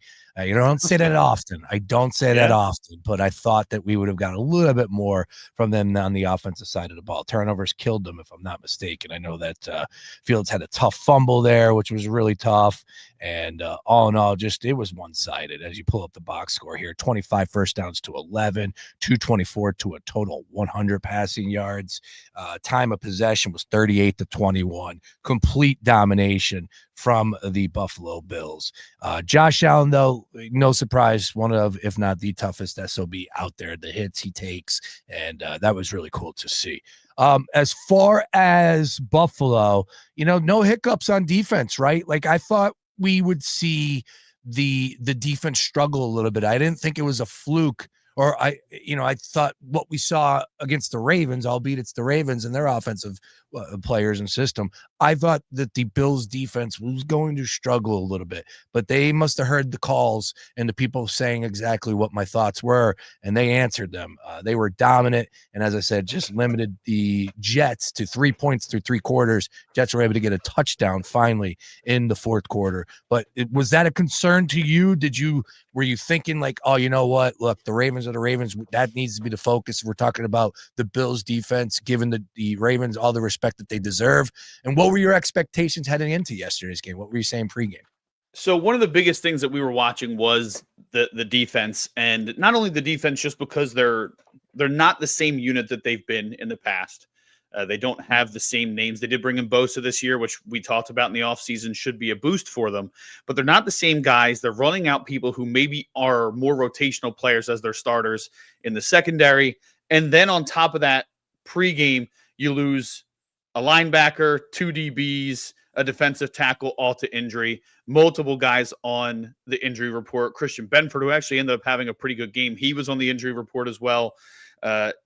Cook and Coleman were both on the injury report. I know that they're not defense, but the worry was if anybody is hindered on the offensive side, can the defense hold up against the Jets team that looked surprisingly competent on offense in week 1? It ended up not being a matter, but that was a big focus for us going into the game. Was not only is their defense, a little leaky against, albeit a strong offense down in Baltimore, but when you lose 4 starters before the game even starts, and you have 2 more who are listed as questionable going in, that's cause for concern. So it was definitely one of the big focuses for us going into the game, was watching especially their defensive backs and how they handled the rotations there, because of what the Jets showed in week 1. Ended up not mattering that much. No, yeah, and all in all, just from what you were saying going into that game, the focus was on the defense. So I think that those type of things, you're going to get a response from good teams, right? That's it. Definitely. That defense is a championship caliber defense. The Bills and the Ravens look like that they are, again, at the top of the class as far as the AFC is concerned. And if we get a matchup between those 2 teams in the AFC championship game, and maybe the Chiefs will take an early exit this year, 0-2, you never know. They might not even get to the playoffs. Who knows? Look, you're looking at the 2 other teams that everybody assumed are going to be in the mix in the AFC One of them's 0-2, and one of them's going to miss their quarterback for 2 to 3 months. Yeah, but Burrow is just like, yeah. It's gotten easier for two of the best teams in the league. You're right. You're right. And I think because of what happened last year, the way that the Burrow performed and how bad that defense was, just missing the playoffs, you just felt like, all right, they'll figure it out. Of course, they won ugly in week 1 against the Cleveland Browns. And that was a monster win by them yesterday over the Jags. I did not think that they were going to get that job done. Disappointing for Mr. Duval and Trevor Lawrence and company. But all in all, Cincinnati 2-0. Browning's pretty good. I will give him a credit. I won't think that, and they have an arsenal of talent out there at the wide receiver position. He's not Joe Burrow, but you're right. When you talk about the good teams in the AFC, Cincinnati was being discussed as having a more successful season just based off of what took place last year. With that, let's talk about the Chiefs. And oh, by the way, they 2-0 Philadelphia Eagles. Let's go. There it is. So much to get to, Kyle. Look, I'll just open up with this because I started the show by saying, you can miss me on the tush push nonsense. We heard it all off season. Talk to me in March because they're going to change it, and that's fine. You don't want to you want to remove the receivers or the people behind them pushing them. Jalen Hurts is still going to pick up that tough yard. Tom Brady did it, made a career out of it. Plus, he could throw the football. I think a little bit. I think he's number 1 all-time touchdown passes, right? Yeah, you can throw the football a little bit, but he was able to move the sticks 9 times out of 10 because he was able to get that tough yard by the QB sneak. Jalen Hurts will still be able to do that regardless of the changes. So it's like, I don't even want to waste time on it. It's not going to change. It's a part of their system, and they run it really well. And it's so deflating for the opposition. But, to simplify yesterday's game, just to that one play, though, I hate that. And I do. You're seeing it on these networks. You're seeing these talking heads. That was a good football game from a viewer's perspective. Not the highest scoring game, stayed under the total. Chiefs are dealing with some injuries. Of course, a suspension, wide receivers out. Plays were there to be made from a couple of their wide receivers, Kelsey included. But I didn't expect an explosive game due to what those defenses were to start there. But the fact that the Eagles went in and now improved to 2-0, winning at Arrowhead, beating Mahomes yet again. What was your thoughts after yesterday's game? Yeah, it can't be overstated that these teams are basically forming a rivalry. AFC and NFC, you don't see that a ton. They're the only team in AFC, NFC history to play each other 5 years in a row.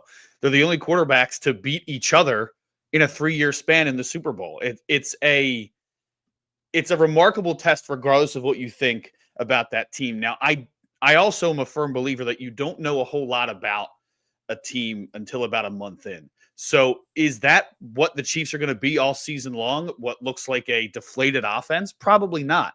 Kelsey's going to get his legs underneath him, and as the season progresses, he's going to pick things up. They're going to get some health at wide receiver. They're going to have a guy come off suspension and add some depth there. And they're also an organization that looks to add when they need to, just like the Eagles are. So I don't expect them to look this way all season long. I expect them to be one of the top teams in the AFC still. That being said, Eagles went in there and took care of business. Any win on the road in the NFL is a big win. Any win on the road is a big win. To beat that team on the road and eke out a victory. It wasn't a blowout like the Super Bowl. It was a very different game than that one. And they still come out on top. I think you can say what you want about the play calling, and we will dive into that. And you can say what you want about the tush push, and rightfully so. There's question marks there. But at the end of the day, I'll take what Jalen Hurts said to Chris Jones at the end of the game, and I'll remove the expletives. We won the game. Shut up. Yeah. That's it. Take it somewhere else. Exactly. They won the game. And oh, by the way, Chris Jones, he did have 100 yards. He was 101. All right. Yeah. So come on, dude. Get your math right. I love it. Look, yeah, that was a desperate, I hate to say it, it's week 2, but like they're home. They looked bad in that game against the Chargers.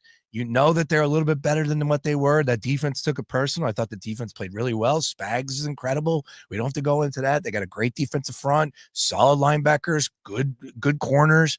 Like the Chiefs are for real. And yeah, here's what we'll be saying come playoff time. I'd be careful because the Chiefs won't be home. They're not going to have the best record, right?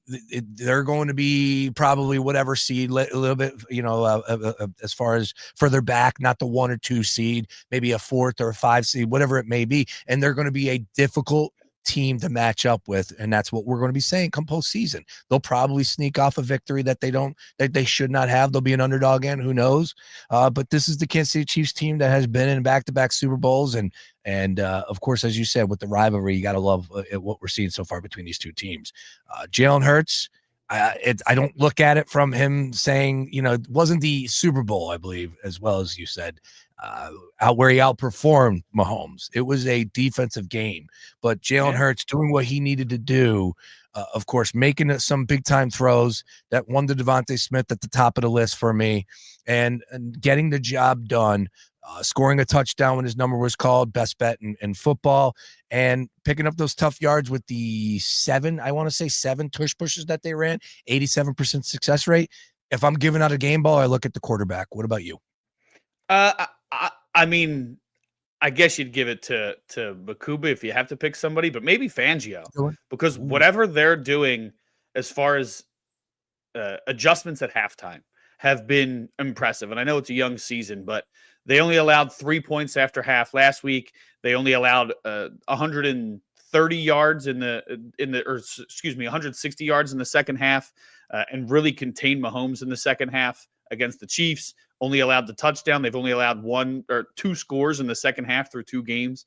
To me, that is the ability of a veteran coach who knows what he's doing, who knows how to read the offenses and make adjustments.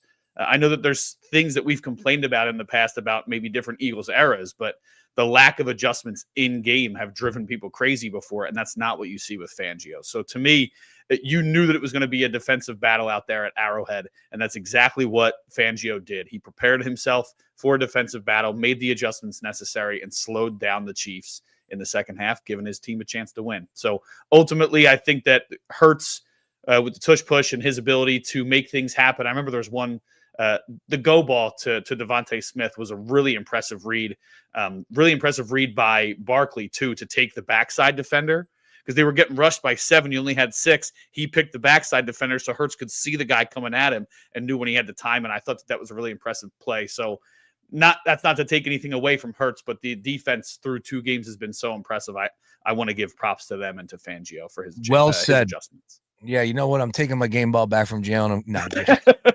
Vic was incredible. And then, I think about Spags and the praise he was getting yesterday. Well, Vic Fangio deserves some of that national praise as well.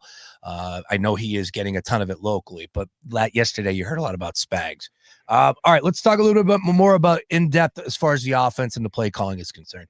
And there's no alarms going off, but the numbers are the numbers. And you have weapons out there, and you're wondering what's going on. Are guys open when they're not? We're seeing some tape, breakdown, all that. You're a little bit more in-depth than I am when it comes to breaking down the stuff as far as plays and all that.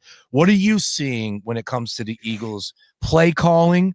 Jalen Hurts, for my money, is a guy that realizes the value in not turning the football over. I think that has been a big reason why this team continues to have success, continues to win football games. And I'll take that 99.9% of the time. Do I want him to take a shot every once in a while? Sure, because you got A.J. Brown, you got Devontae Smith on the outside. Absolutely. Jalen, you know what? For exactly what he did, he won a Super Bowl. Nobody should doubt him, because when it comes to it, you cannot turn the football over. And that was something that we were saying when he was doing it. So he fixes those issues. And then now all of a sudden it's like, well, wait a minute. No, a win is a win. They're 2-0, but we have to be real. The offense sputtered at times, and that's being nice. What are you seeing right now, of course, with the new play caller? So I haven't really seen anybody do the breakdowns of the all-22s for this last game, but I was speaking to somebody on the CBS crew, Josh Cohen, who does a lot of our telestrator stuff, and he does a lot of replay work, works directly with Romo. He was a college quarterback, so he knows that position really well. He usually gives us a lot of breakdowns on quarterbacks and passing games in general. And he said the thing that stood out to him in the Cowboy game was he doesn't remember a single time where he saw guys pressuring on the line and then immediately backing out and attempting to not give anything deep away. And my guess is that when outside of times where they were rushing 7 like they did on the one play I mentioned, the Chiefs were taking a similar game plan. Don't let them beat us deep. if they want to take it underneath, they'll do that. And Jalen's smart enough to take what they give you, right? That is a competent approach to the passing game. Take what they give you, don't force anything. However, another player in Eagles history during his prime was very good at not turning the ball over, Donovan McNabb. And he, at least on occasion, with much lesser receivers, would test defenses early and make some big plays happen on the move. That's where I think the play calling comes in. And Kevin Patullo, it's his first time doing this. So there's going to be some time to adjust. They didn't have any preseason time together. I know you have all off season, but live game is much different from off season and training camp. So I'm going to give them the benefit of the doubt for now. But to me, it's almost like the designs are for the short routes as opposed to designing split level where you have that short and then you have an up top crosser. They're kind of not doing that as much as you would anticipate. And I don't know if they think it's to set up they want that short yardage, so they're forcing people this way and they can break out runs to the outside. You'd have to learn that from the coaches. But I'm seeing, at least in week one, I saw a defense that wanted to prevent deep, so they took everything short. I'd have to look more at the all-22 to see what the Chiefs did, but there is cause for concern, Sean. I mean, this is an interesting one that John Fisher tweeted, my brother. He tweeted out about the Eagles offense. He said they're averaging 259 yards per game so far, which is the fourth fewest in the NFL. It's only ahead of teams with a QB making his first 2 NFL starts in the Titans and the Vikings, and the Bengals, who have a horrid offensive line and lost their starting quarterback in the last game. So they're only outperforming offensively a horrific offensive line who lost their starting quarterback and 2 brand new quarterbacks. So yes, they've played good teams. Yes, they've played solid defenses, a really good defense in the Chiefs. And yes, they're 2-0. It seems like something else is going on. And maybe it's just, hey, we have new personnel. We adjusted after the bye week. We don't have a week 4 bye this year, but you do need to take the time to figure out what it is and make an adjustment to make sure your offense rolls the rest of the season. Very intriguing and well said. A nice stat by your brother on that one, because that's kind of, it puts it into it's like, oh, okay, yeah, that is not good. But okay, we watched the games. We know the offense was not clicking yesterday. Saquon was able to get 88 yards total. He was grinding it, and I felt like he was going to eventually break one. But that's a really good Kansas City defense. Oh, by the way, next week, 2-0 versus 2-0 could be the game of the week. You got a pretty good one on Monday night. You got a good one for you, Browning versus Wentz. You heading to Minnesota? I'm so excited. Yes. Yes, I will be in Minnesota for the backup battle of the century. Here we go. Oh, go. How about that? You get, the backup battle. That's all right. Week 3, man, which is very unfortunate. But, when you look at the Rams, that's a team that can score. We know what McVay is capable of. Stafford, they have weapons. This is an interesting spot. Birds right now are 3.5-point favorites next week at home. Of course, the Eagles have owned the Rams, right? Like they beat them last year, smacked them down where Saquon ran all over them. And of course, we're able to squeak out that victory at home in a playoff game. I don't know if there's one thing they need to do better for next week for them to win the game. Again, we got a long way to go. What would you say to that? I would like to see more play action pass. Everybody knows that they're a running first team. I think you can do a lot from the play action. I would personally prefer it to be pass first.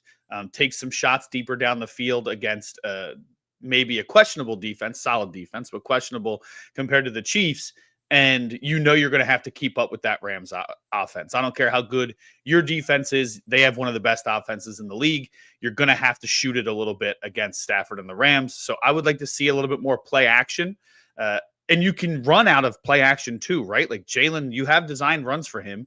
You can run out of play action. That should set up your run game as well, because if I go play action early, now you have to stay back for that. Now we can let Saquon get a few extra yards in open space as well. So I think that there's ways to you can use heavy personnel like you've been doing early on and still take advantage of some lapses in the defense when you use play action to throw them off. Even if you don't commit to it as the total game plan, I think you can use it as an additional layer to what you've seen so far. Well said. And that's where I was going to go. It's almost not, I was going to go with the run game, not with play action, but they go hand in hand. And when you think of what took place last year when Saquon was able to run for 260, I think, or something like that, it was ridiculous. And he went over 300 yards total in the game. So I'm not going to sit here and say that, but Saquon feeding him, allowing him to be the playmaker that he is, and then running your system off of him as well, I think that's only going to benefit the Eagles, especially on the offense side of the ball. Defense got to have a game. I've said it. I think we all have. Again, this isn't somebody like I don't get on my soapbox here. Not, I will from time to time, but it's really easy for us to sit here and realize how special Cooper DeJean is. It's real easy for us to sit here and realize how special Quinyon Mitchell is. Makuba, what are we saying now? Are we adding him into the equation? Because he is the type of player right now that's finding himself at the right place at the right time. And, oh, by the way, has great awareness. He's been making plays in preseason, made a name for himself at camp, obviously. And now that tackle that he had on third down coming across the middle, that was reminiscent of a Cooper DeJean tackle from last year. This is another great draft pick. Man, they know what they're doing. They know how to find top-tier talent. They know how to find diamonds in the rough. They are developing everywhere, seemingly except for cornerback, because Quinyon was supposed to be this, and they don't quite have CB2 figured out quite yet. That's the biggest thing for me against the Rams is going to be, can you move Quinyon around enough to keep them off balance and keep them from really exposing the CB2 spot, right? I mean, that they have more than one weapon there. So can you cover the field? Can you use, I don't know, Ajomo? Can he help out? Can Makuba, can he help from over the top? Can you use Campbell? I've seen promising things from him in coverage, despite him being known as a rush first guy. I like what I've seen from him in coverage. So can he help make up for some of the deficiencies? Do you go a little bit more zone, maybe with Quinyon keyed in on a man? I don't really know exactly what the game plan is against the Rams, but a lot of these young defenders are promising, and just kudos to the front office. They keep finding guys that value picks left and right. Yeah, you're right about Campbell. I skipped over him. And, of course, the expectation coming in, how we got his guy, and he's showing up and then some. He was in Mahomes' face a lot. Mahomes took a beating yesterday. Yeah. They were hitting him. They were after him yesterday. I loved it. And there was the one call, was it on Campbell where he got called for the unsportsmanlike, the roughing the passer? Yeah. I thought that he was going to get called on like 2 or 3 plays before that because he popped him and they didn't call it then. So this one, I didn't even see the replay, and I was like, if it's not bad, it has to be a makeup call because he buried him on the one before. Yep, you're exactly right. It is Mahomes. Oh, by the way, putting a bow on this one. Are we serious with that Taylor Swift divider? What's going on in that stadium? You see that? No. I don't know what, because she's been rolling in on a cart. Like, she's been very out. Like, when she walks into the stadium, I get it. It's Taylor Swift, and there might be people waiting, and maybe that's what they're trying to push. But they have people literally with this divider that is like tightened up and then extends, and it's supposedly for her. It's on the timeline. It's all over the place. And I like I said, there are things probably that are happening. People are going to the game just to get a glimpse of her and, hang out in that hallway, and maybe they don't want it anymore. But come on, dude. Really? They had like a roundup of 10 people that are like on this, and then Taylor walks behind it and you can't see her just so she can get into her own entrance. I don't know. Something stupid. I don't want to comment on it because I haven't seen it. Yeah. If maybe there were some concerns like that her security team was made aware of, and yeah, you're right. Okay. Things are a little I take it back. Sensitive at the moment, and she has been on the opposite end of some things. So I think that could be it, but I haven't seen it, and I'm not involved in that closely, so I don't want to say that's the reason. But you do a little bit of extra precaution with someone of her caliber, very good call. Her attention. Absolutely. Good call by you on that one. I'm still anti-divider. Still, we'll keep it moving here. Kyle Fisher hanging out with me. How about this? We got a birthday. Pete Carroll celebrating 74 years tonight. He's back on the field, leading the Las Vegas Raiders and Monday Night Football taking on the Chargers. We got 2 games. We're going to get into both of those games. Plus, we'll continue to shine the light on what took place on NFL Sunday. Got to get Kyle Fisher's thoughts on everything from the NFC side of things, the biggest competition for the Birds as we sit here. And oh, by the way, we'll throw it back to Thursday because the Green Bay Packers, they look like they're the real deal. What's the big difference in his mind? We'll talk about all that and more. But Monday Night Football, twofer, we'll hit on the other side with Kyle Fisher back after this.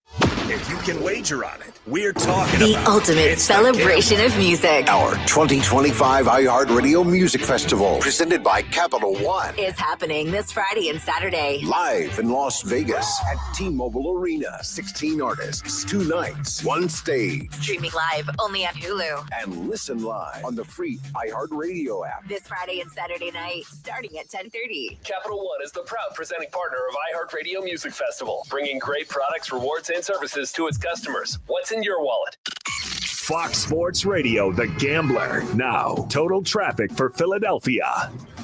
Traffic trouble on the Northeast Extension. Had a crash earlier today and northbound about 3 miles above Mid-County.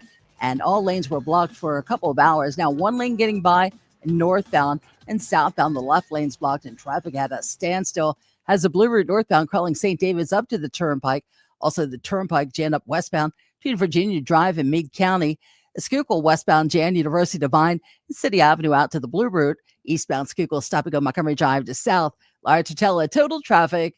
This report is sponsored by Rapid Radios. Rapid Radios are instant push-to-talk walkie-talkies offering national LTE coverage and no subscription ever. Perfect for instant contact with an aging parent. For a limited time, go to rapidradios.com and you'll get an extra 60% off, free UPS shipping, and add code radio for an extra 5% off. Hey, Sean Brace here for DraftKings Sportsbook. Your season, your shot. The NFL season is rolling along, and every touchdown can bring you closer to a payout with DraftKings Sportsbook, an official sports betting partner of the NFL. From first touchdown score to anytime touchdown props, the thrill of live in-game betting, every snap is loaded with opportunity. Here's what we got this weekend. Eagles and Rams at the Link, 1 p.m. I expect some fireworks there. New customers, this one's for you. Bet just $5, you get $200 in bonus bets instantly. Plus, score over $200 off NFL Sunday Ticket from YouTube and YouTube TV. All you got to do is just download the DraftKings Sportsbook app now and use promo code BRACE. That's code BRACE to get $200 in bonus bets instantly when you place your first $5 bet. Plus, over $200 off NFL Sunday Ticket from YouTube and YouTube TV in partnership with DraftKings. The crown is yours. Gambling problem? Call 1-800-GAMBLER. 21 plus.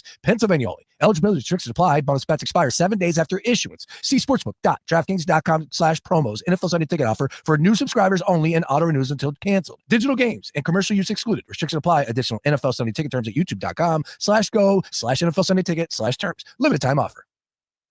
Oh, could this vintage store be any cuter? Right? And the best part? They accept Discover. Accept Discover?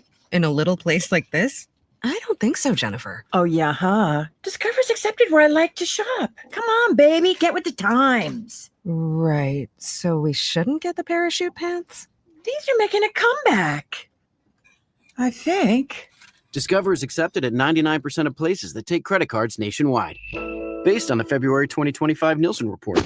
Time now for your Monday BetMGM Baseball Buzz. 2 weeks left in the baseball season, and things are heating up in the National League wildcard race. The Chicago Cubs and San Diego Padres holding on to the 2 top spots. The New York Mets clinging to the final wildcard spot in the National League. The Mets start a big series tonight at home against the Padres, who are trying to catch the Los Angeles Dodgers in the NL West. Step up to the plate with BetMGM, an official sports betting partner of Major League Baseball. Bet on any MLB game to activate an odds boost token. If your boosted bet hits, you'll score a bigger payout. No opt-in is required. MLB trademarks used with permission. BetMGM and GameSense remind you to play responsibly. See BetMGM.com for full terms. 21 plus. This U.S. promo offer is not available in Mississippi, New York, Nevada, Ontario, or Puerto Rico. Gambling problem? Call 1-800-GAMBLER. Available in the U.S. For New York, call 1-877-8-HOPE-NY or text HOPE-NY 467-369. For Arizona, call 1-800-NEXT-STEP. For Massachusetts, call 1-800-327-5050. For Iowa, 1-800-BETS-OFF. For Puerto Rico, 1-800-981-0023. Subject to eligibility requirements. Rewards vary and expire in 1 to 7 days. In partnership with Kansas Crossing Casino and Hotel.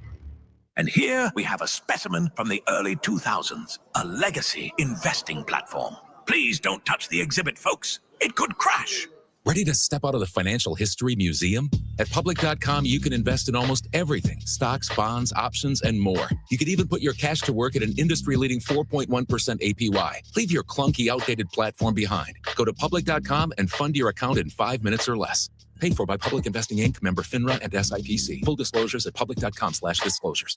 At Skechers, comfort is a technology. That's right. You don't just make a shoe and hope it comes out comfortable. It takes research, innovations, compounds, engineering, and so much more to feel so comfortable you'd swear you're wearing pillows on your feet. We have features like Skechers Air-Cooled Memory Foam and fits like Relax Fit, Stretch Fit, Wide Fit, Arch Fit, and so many more to make the shoe feel like it was custom-made just for your foot. Plus, we have hands-free Skechers Slip-ins technology. Just step it and go. Find yours at a Skechers store, Skechers.com, or wherever comfortable footwear is sold. Hey, man, you all right? Need me to call 911? No. Call Top Dog Law. Get top dollar for your accident at topdoglaw.com. Once again, that's topdoglaw.com.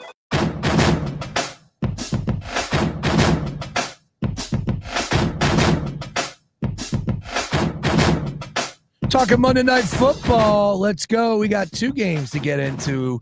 Kyle Fisher with me here. It's a Daily Ticket. And, I love the people that love to complain about these matchups. Like, wait a minute, dude. If you want to complain that tonight the second game is going off at 10 o'clock and you're going to be falling asleep on the East Coast, I'm not here to deny that. I'm not here to show off. I'll try and make it to the end. But all in all, it's going to be tough. It's an uphill climb, especially with the newborn. However, it's week 2, and you're complaining about the matchups? Oh, man, come on. And Kyle Fisher, God bless his little heart, he's heading up to Minnesota for the backup bowl in week 3. So don't be complaining about these matchups that we have already in a brand new season of NFL action. Relax, everybody. Relax. Not every game is going to be the Ravens and Bills, okay? I told you. I told you I'll get in my soapbox from time to time. But whatever. You want to complain about matchups? Not every week is going to have perfect matchups in prime time. You know what, though? If you told me before last season that Baker Mayfield and the high-powered Tampa Bay Buccaneers were going to be facing off prime time against a young quarterback in C.J. Stroud and an upstart Houston Texans team, I might be excited. Doesn't mean that a year and a half later, it's gonna still feel that way. The Chargers, everybody loves Harbaugh. Everybody loves what the Chargers have done. Everybody loves Herbert.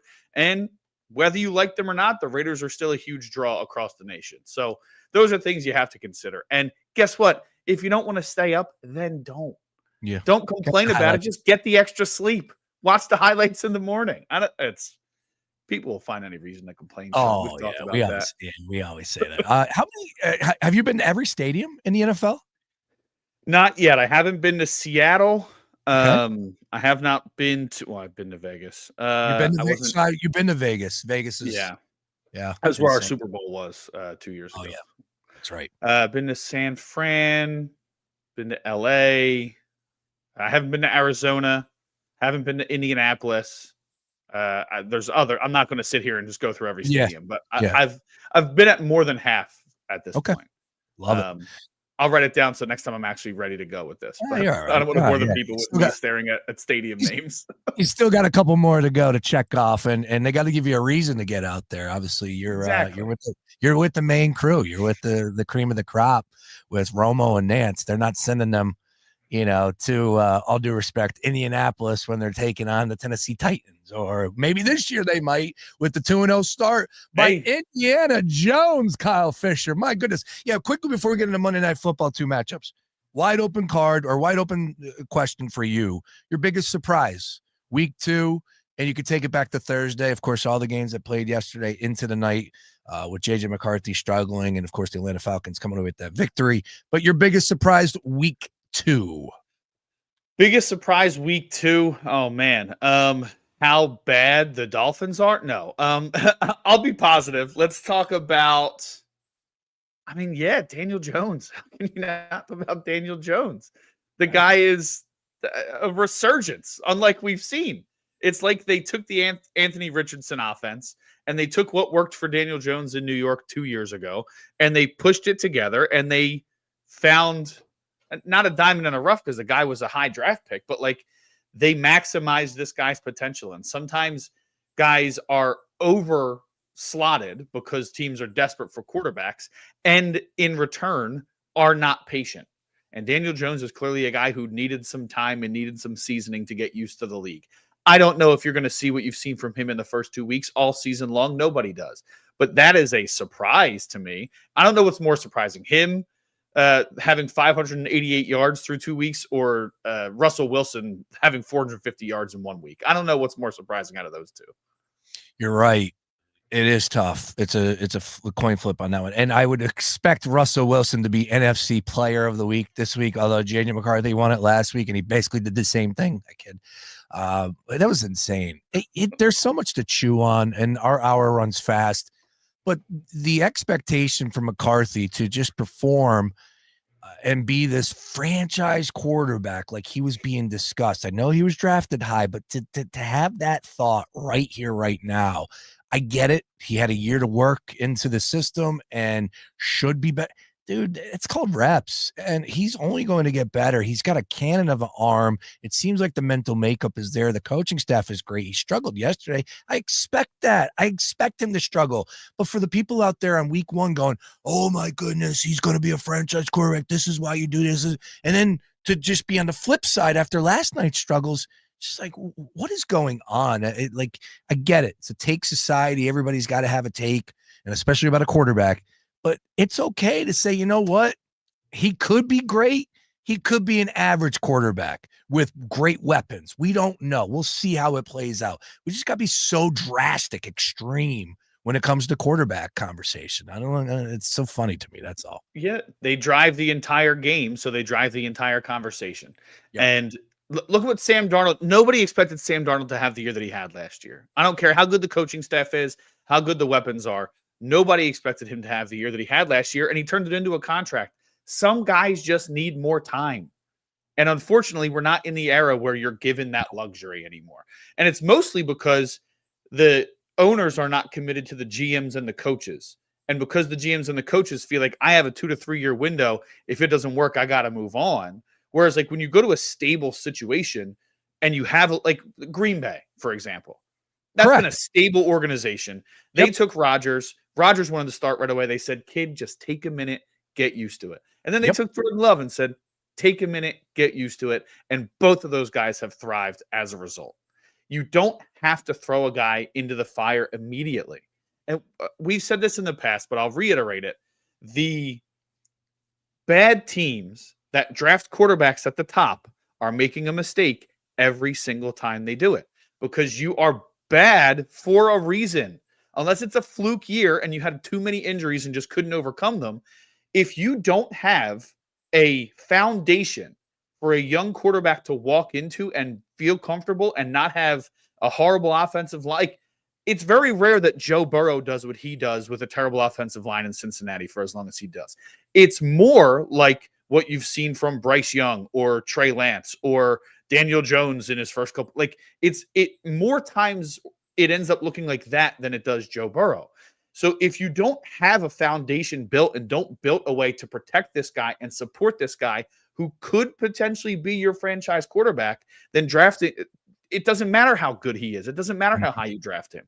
And that's another example with J.J. McCarthy. Like, yeah, okay, he had a year to learn the system, but he was also hurt last year. He was. Correct. It's not like he was in practice every single week learning from this this sage of a veteran, Sam Darnold. Like, Sam Darnold was still figuring it out. And you have, yes, this is a strong quarterback coaching staff, but you have a guy it's a young coaching staff, a young quarterback. They're going to need some time to gel. I'm going to give him that leeway because of what they've shown in the past. Cam Ward is the topic of conversation when you start to talk about quarterbacks taken high and potentially, not the right move. 19 of 33 yesterday, 175. I'm a Cam Ward believer. I like what I've seen so far, but I think we can look back, right? I think we can look back after this season's over, maybe next year, and look at what was potentially there, whether it's Abdul Carter or it could have been somewhere else, and then trade back and get this. And we can have that conversation that maybe this was not the right move. And you know what? As we sit here right now, I feel pretty confident in saying, as a Cam Ward believer, that it wasn't the right move for everything you just said. So we'll see. We'll see. He could turn into a franchise quarterback. He's got the talent. He's got the arm strength. Hasn't turned the football over just yet, but still a little sloppy, but it's just unfair. It's unfair to even go in today. Like Calvin Ridley isn't, Jerry Rice out there. The weapons aren't really there. The offensive line is struggling. It's the Tennessee Titans. They had the overall number 1 pick for a reason.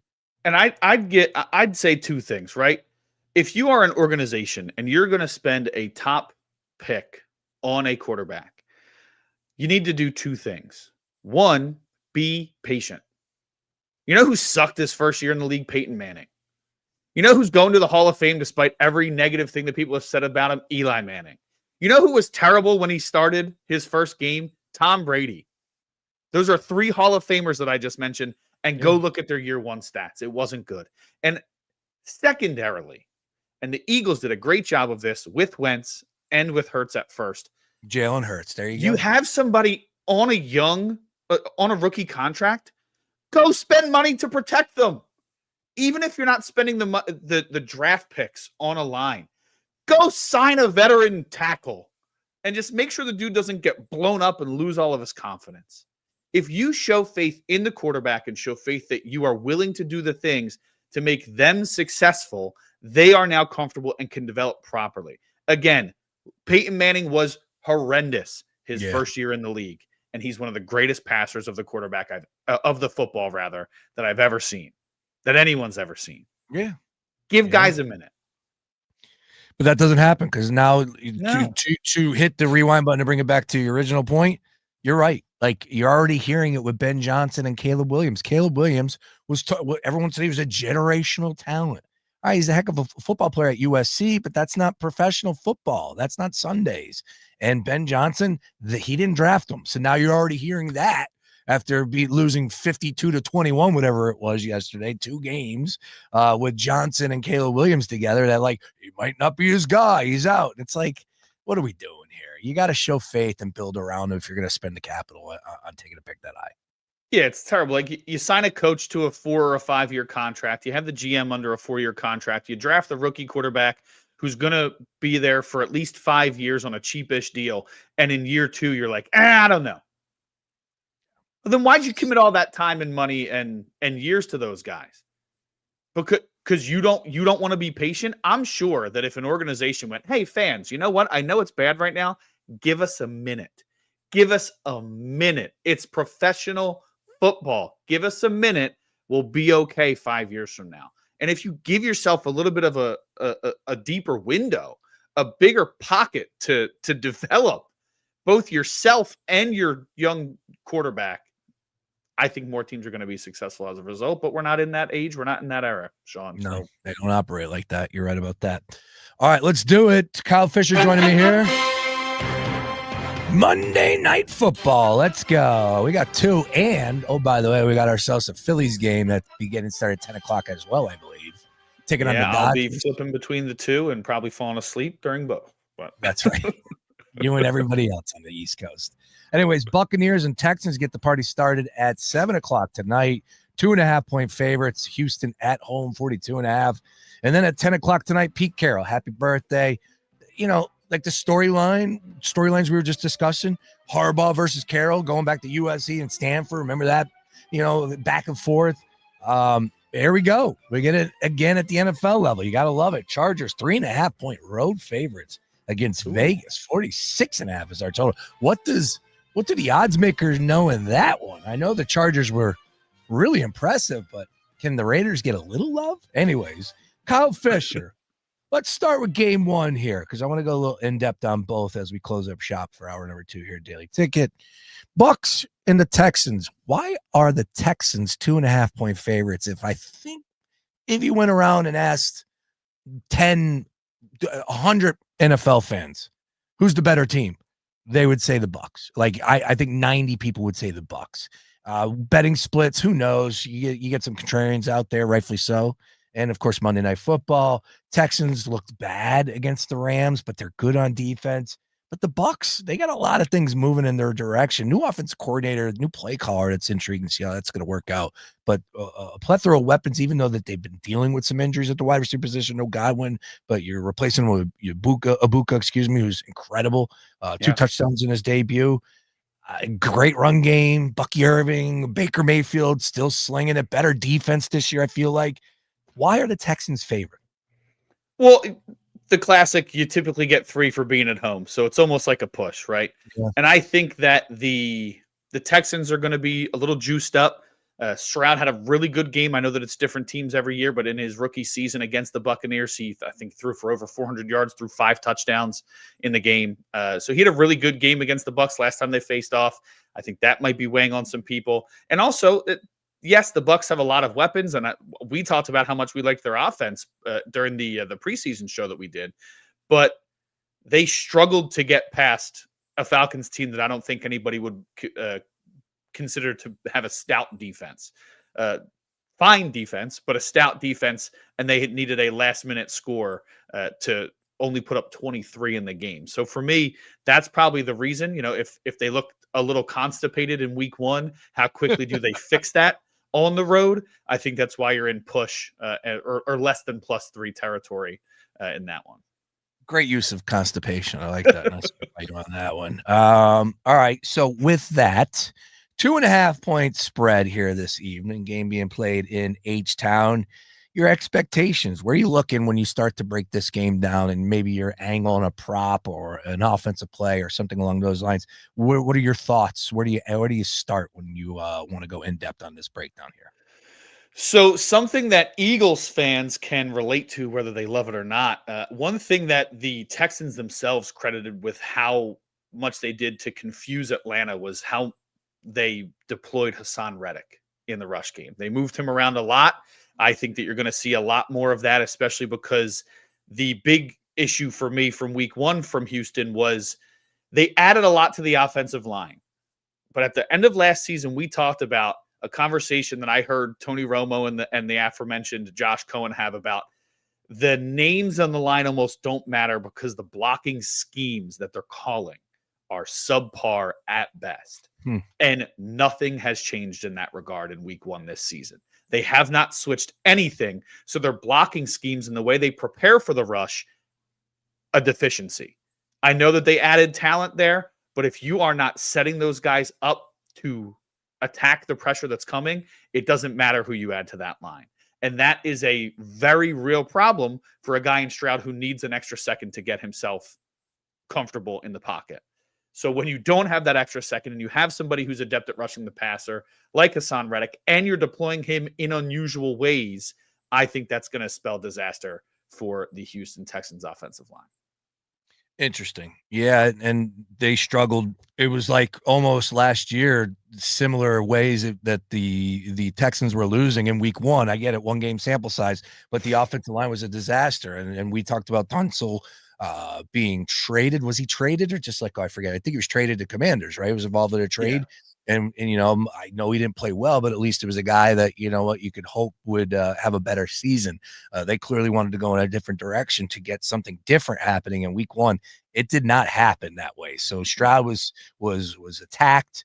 Turnovers were happening, and the Texans defense was being discussed a lot heading into the season as one of the premier units out there. I think they showed us a little something 14-9 against the Rams. Yep. Again, week 1, so we don't know. This is a tough game. I won't lie, but I don't see how I could pick against the Bucs here. And I'm a CJ Stroud and Houston Texan believer. But I am going to go with the Tampa Bay Bucs in this spot. Baker Mayfield, not good on Monday Night Football in his career, but I just feel like they have a better run game. I liked what they look like on defense, and on offense, I think you're going to see Mike Evans score a touchdown. So give me the Bucs and a Mike Evans tutty for me tonight in game 1. Your final play for game 1? I'd go Bucs with the victory, but give me a Chubb anytime touchdown. Ooh, we're going Chubb for Kyle Fisher. Okay. So Kyle Fisher wants Nick Chubb to score a touchdown. That is at plus 115 here. Plus 115. Bucky Irvin, even money. Nico Collins, plus 125. Mike Evans, now up to plus 160. I like that. So Mike Evans, plus 160. Right. Taking a flyer on it. Abuka's going to have a lot of attention today. All right. We know that that's going to be the case. They had success over the top. Mike Evans underneath on the goal line. All he does is catch touchdown passes. Let's go. All right. Second game up. Once again, Pete Carroll. Happy birthday, Mr. Carroll. 74 years young. Kyle, as far as Brock Bowers' health, it's a big talking point, and rightfully so. It seems like he's going to be good to go, but something to keep your eyes on here. As far as this game is concerned, you're looking at the 3.5 for Chargers favored on the road in Vegas, 46.5. That place is going to be rocking tonight. I want to go with the Raiders here. I do, but I feel like Justin Herbert might be a man on a mission this year, and offensively with Harbaugh, I'm going to lean towards the Chargers in this one, and I think the odds makers are kind of telling me a little something here. Hate to say it like that. I don't like the 3.5. If I can get it down to a 3 flat, I love it a lot more. Let's put it that way. But if you made me take a shot right now, I'm probably going Chargers. If I have to pick, I would go Chargers as well. I think the big matchup for me to watch is Bowers. If he is a full go, they have some injuries in the middle of that Charger defense. Denzel Perryman sprained his ankle in the first half in that game Friday. He's not going to play. Harbaugh said he wasn't sure if he'd be put on injured reserve. Another linebacker, Delshon Phillips, also questionable with a toe injury, and that's something that could easily flare up even if he is good to go. Safety Elijah Molden is out with a hamstring injury. That's a lot of people in the middle where Bowers thrives that I think that if they have a chance, it's abusing him in the middle of the field and just letting that big body get a few extra yards for them. We'll have to see. I think everybody from fantasy perspective is going to be watching Genty very closely. Can he take off against this defense? I'm not confident in that. I again, if I'm making a pick, I go Chargers, but an interesting matchup will be to watch. Can they use Genty and Bowers in the middle of the field against a weakened secondary for the Chargers? Yeah, look, Genty is the real deal, -105. Bowers, something to keep your eye on. We know how explosive he is, but if he's hobbled, I don't know if he's going to be the same type Brock Bowers. But if he's going, come on, man, these guys are gladiators. +185, just something to target there. We'll see, though. It's going to be a fun evening of sports, to say the least. We got 2 Monday Night Football games. And how about them Fightins? A quick thought on the Fightins before we get out of here, Kyle, as they have clinched a playoff berth, but a big series against the Dodgers. Still a lot of things to take care of as far as postseason play is concerned. Yeah, I think that there's not a lot you can tell about what the team is going to look like in October at the moment, but I do love what I'm seeing, right? I think that what Bader's doing in center field and leading off has been enlightening for this team. The leadoff, he may not last there very long. He may end up hitting 4 or 5 when Trey comes back. But what guys like Otto Kemp have been able to do, what Stott switching over to shortstop and playing with what is a seemingly never-ending rotation of second baseman has been impressive, despite the fact that he's going to switch back to the other side come playoff times. I know that they already have the playoffs locked up and they'll have the East locked up. Whether it's today or tomorrow, we'll see, but I think they're going to have it locked up. But I don't want them to get complacent now that they've been in the playoffs and coast the rest of the way.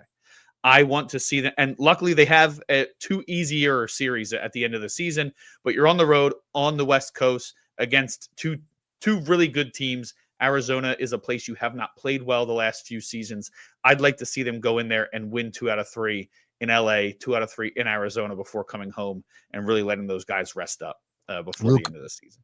I asked Luke earlier, on a scale of 1 to 5, 5 being, it's pedal to the metal. This team is hitting on all cylinders. Watch out. If the playoffs started today, where are you at right now with this team as a whole? Are they just locked and loaded at a 5 for you? Are they 4? Or, you could see a little bit more from power numbers at 3. Where are you at with that conversation?